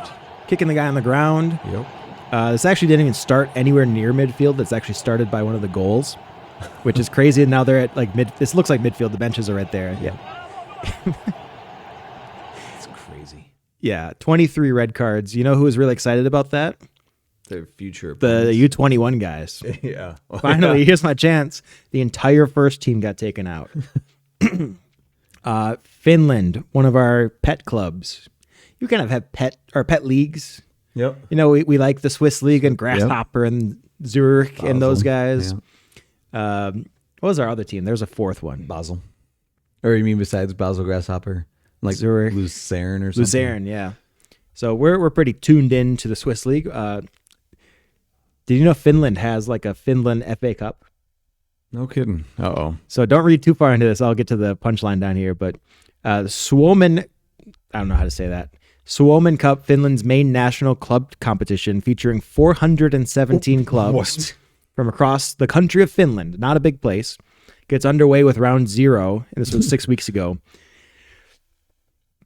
The sweeper on X says, our pick of the round is the third team of Kiffin, which has a cult following in Germany as its name means to smoke marijuana, against the over 35 team of brilliantly named S2E8, which means in Finnish, sexy pants. So we have the team that means to smoke weed versus sexy pants. All right. I wonder who won. Those are two of the 417 teams in Finland's sign national tournament. That reminds me of the Sharktopus from a few episodes ago. I like Sharktopus more. All right, we talked about Cala already. Here's Calafiori's Scorpion save. Did you see that? I did. Against Everton, right? Yeah. Yeah, I couldn't believe it. So he falls down, eyes on the ball, We were all cheering for Everton. sticks his right leg up too. I just noticed that now. That's not even his strong foot. My son that's Yeah. a defender was really impressed. Can you imagine being on we're both right-footed. Can you imagine being on your right side, falling down, sticking up your left foot that high and getting a block? That's a certain goal. It's part of the reason we going like in. him. Yeah, he's awesome. Arsenal fans, to all the haters who want them to bottom the league again, they're close to winning it. Here's Arsenal fans and Arsenal haters. Not anymore, though, is it? Is it? No, not right now. No, it's not fun anymore. Not even a little bit. It's not so funny, is it? Now it actually looks like we could do it. You know what is funny, though? You know Andre Onana. You have fond memories of him. Do you know he has a cousin whose real name is not this, but they call him Andre Banana. Jeez. And it's for this blunder. Check this out. So free kick comes in, saves it, tips it again off the crossbar, paws it onto the post, asks for That forgiveness. really is. There's no way they're related, right? No, his name's not Andre Banana. Okay, good. Who is this? Let me see. Oh, no, it doesn't say it in here. I didn't see that. The caption does say, though, meet Onana's younger brother, Banana. Nana. All right, just a few more here. Home stretch of extra time. Longest episode ever. Yeah. Setting records, guys. This is not your mama's podcast.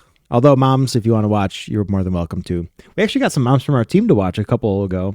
Nice. Yeah. Thanks, guys. Thanks, moms. One said last week that the mics were very nice, and I agree. Better sound. Sunday League goal of the season. It's already been decided. Check this out. I think it's the captain. See, so ball goes in there. Cross comes in to him, and it goes way out for a throw-in. He hit it backwards. You can't hear on here, but all his mates are laughing. Let's watch again. So guy collects the cross, hits it in. It's like running. And that sounds like both teams laughing. That's good Sunday League. We're all there for fun. We all got to work tomorrow. Okay. One of my favorite players ever, Ricardo Kaká. Have you heard about his divorce? No. So this happened, I want to say, a year or two ago. His wife said she divorced him because he's too perfect. Okay, now it makes sense. Men out there, Say that. beware. Ricardo's awesome. Every once in a while, this turns into a dating podcast. I actually have memes saved up for next episode. A little bit more datey, but be careful. You could have a smoking hot wife. You can be an international superstar, and she divorces you because you're too perfect. Okay. Anyway, people have been giving advice to Kaká for his future relationships. Some advice here. Go out with Neymar once in a while. Yeah. I'll fix it quick. Tell her that the dress reminds you of your ex. Ooh. Maybe not that She's one. so pretty. Look at this. And he's pretty too. Yeah. Brazil, AC Milan captain. You are too perfect, Kaká. They're skiing. Throw her face in the snow. Here they're on vacation. Leave the towel on the bed sometimes, bro. Take advantage of the fact that the tennis shoes are dirty with mud and step on the carpet.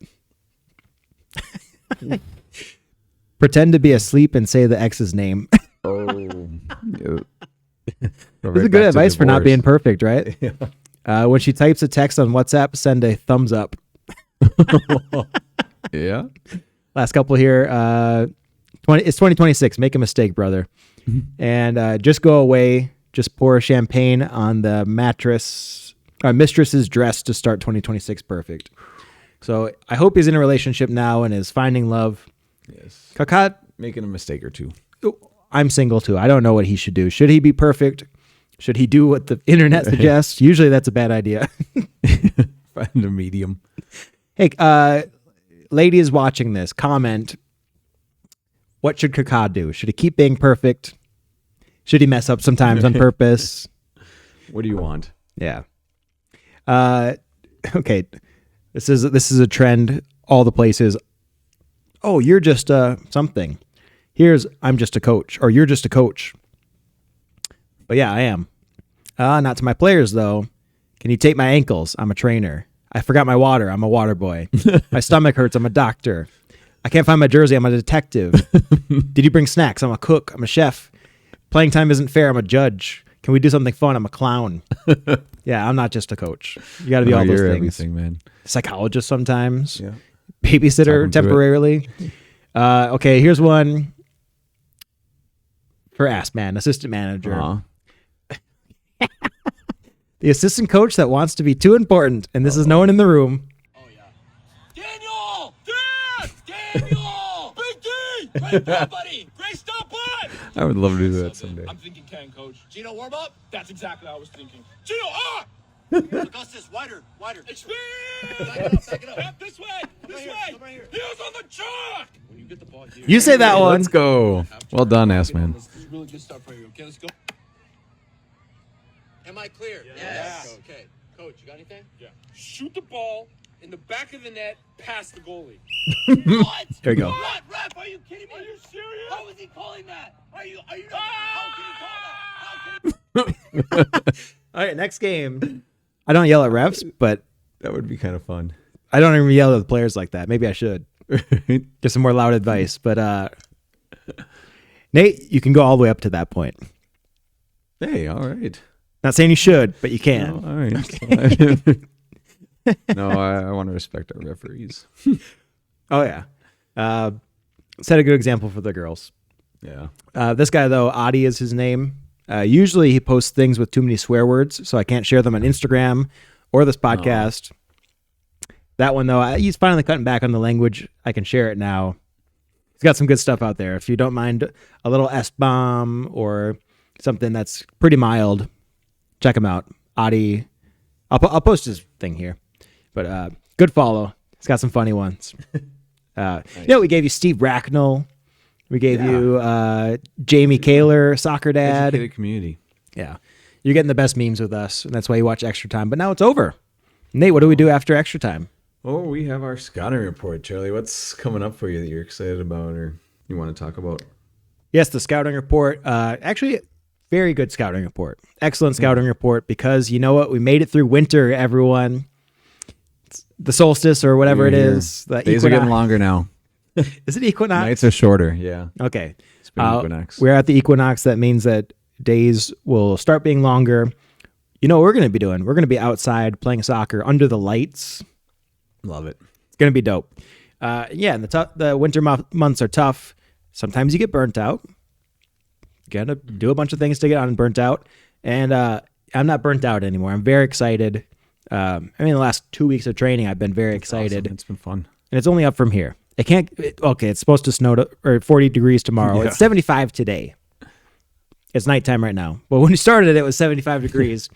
Now it's probably mid 60s. And after tomorrow, I think 41 degrees. It starts getting warmer after that. We're going to Iowa with our team for a tournament in about 3 weeks. Everything's up from here. So, what about you? Looking forward to it. Well, so first World Cup game accomplished. I was really close, Charlie. We are going to go see Norway play Senegal. And so, not quite Norway, Ghana, as we'd dreamed of in as far back as season 1, like episode 2, I think. But I'll put the thing up. 2 episodes ago, we were comparing the Ghana and Senegal flags and said Senegal would be a good replacement. How did you do that? That's real? It's real, yeah. Norway and Senegal in New York City, June 22nd. Charlie will win the lottery very soon. Right. Before 2027. Charlie's going to get a house. Charlie's going to have a girlfriend that thinks he's perfect but without dumping him. Ooh. Like a guy. I'm just making all the predictions now since whatever we Hey, say we're in comes there. true. We're close. Arsenal wins the Champions League in quadruple. Hopefully not. Come on, Bayern. Everyone comments 5 times, shares it in the group chat. You have any other wishes you want to put out there? Manifest? Let's have some good spring seasons. Let's continue our hot streak. We're not going to win every game. I know who we still have to play a couple times, and there's going to be some tough games, both for the girls and for the boys. But let's no injuries and a good season. That's what I want. I just went through my wish list. Maybe I have other things. I want a boat. That'd be cool. Someone to take care of it. Nate goes, yeah, we got to beat some teams this summer. No, you could manifest anything, and it comes true. That's why I said the lottery. New scouting report. This is gold Take hoarding. 2, guys. So I have a 16-year-old. He's driving now. He got his license. It's great. He wants my car. Since we're doing this, let's get me a Porsche. Aiden can have my car. Everybody's happy.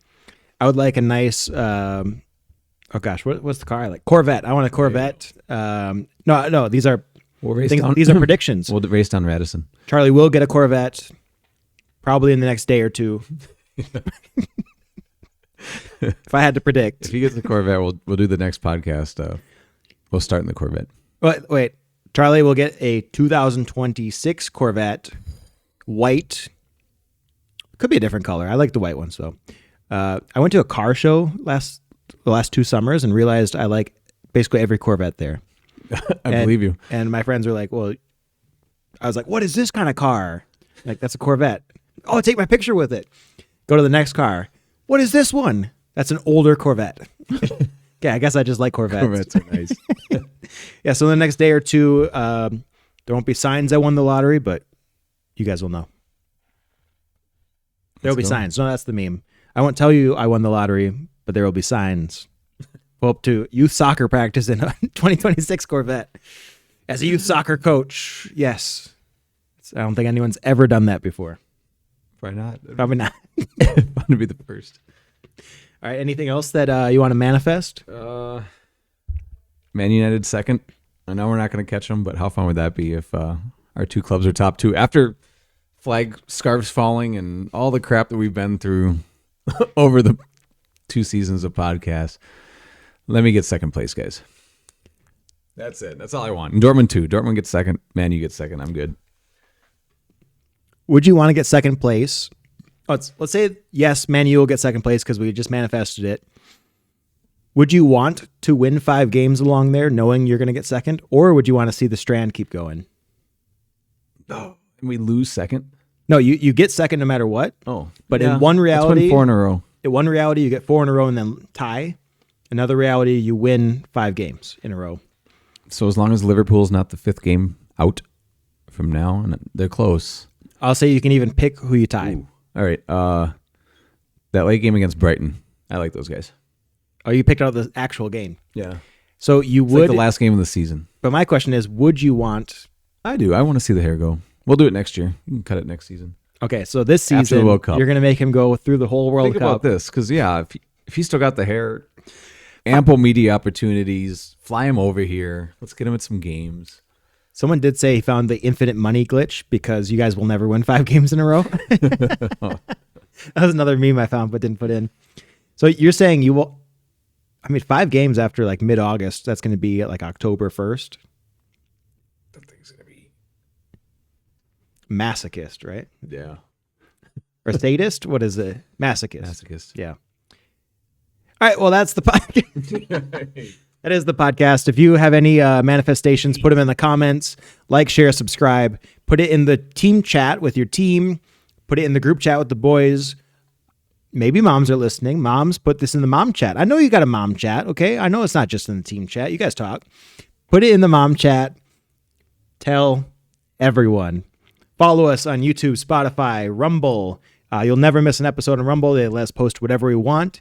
YouTube and Spotify. I'll try to avoid the landmines this time. The game footage, highlights, I don't know. The guy nailed the Derek Ray impersonation, so maybe that's actual audio. They're gray. Clipped out. All right, but do all the things. Watch the podcast.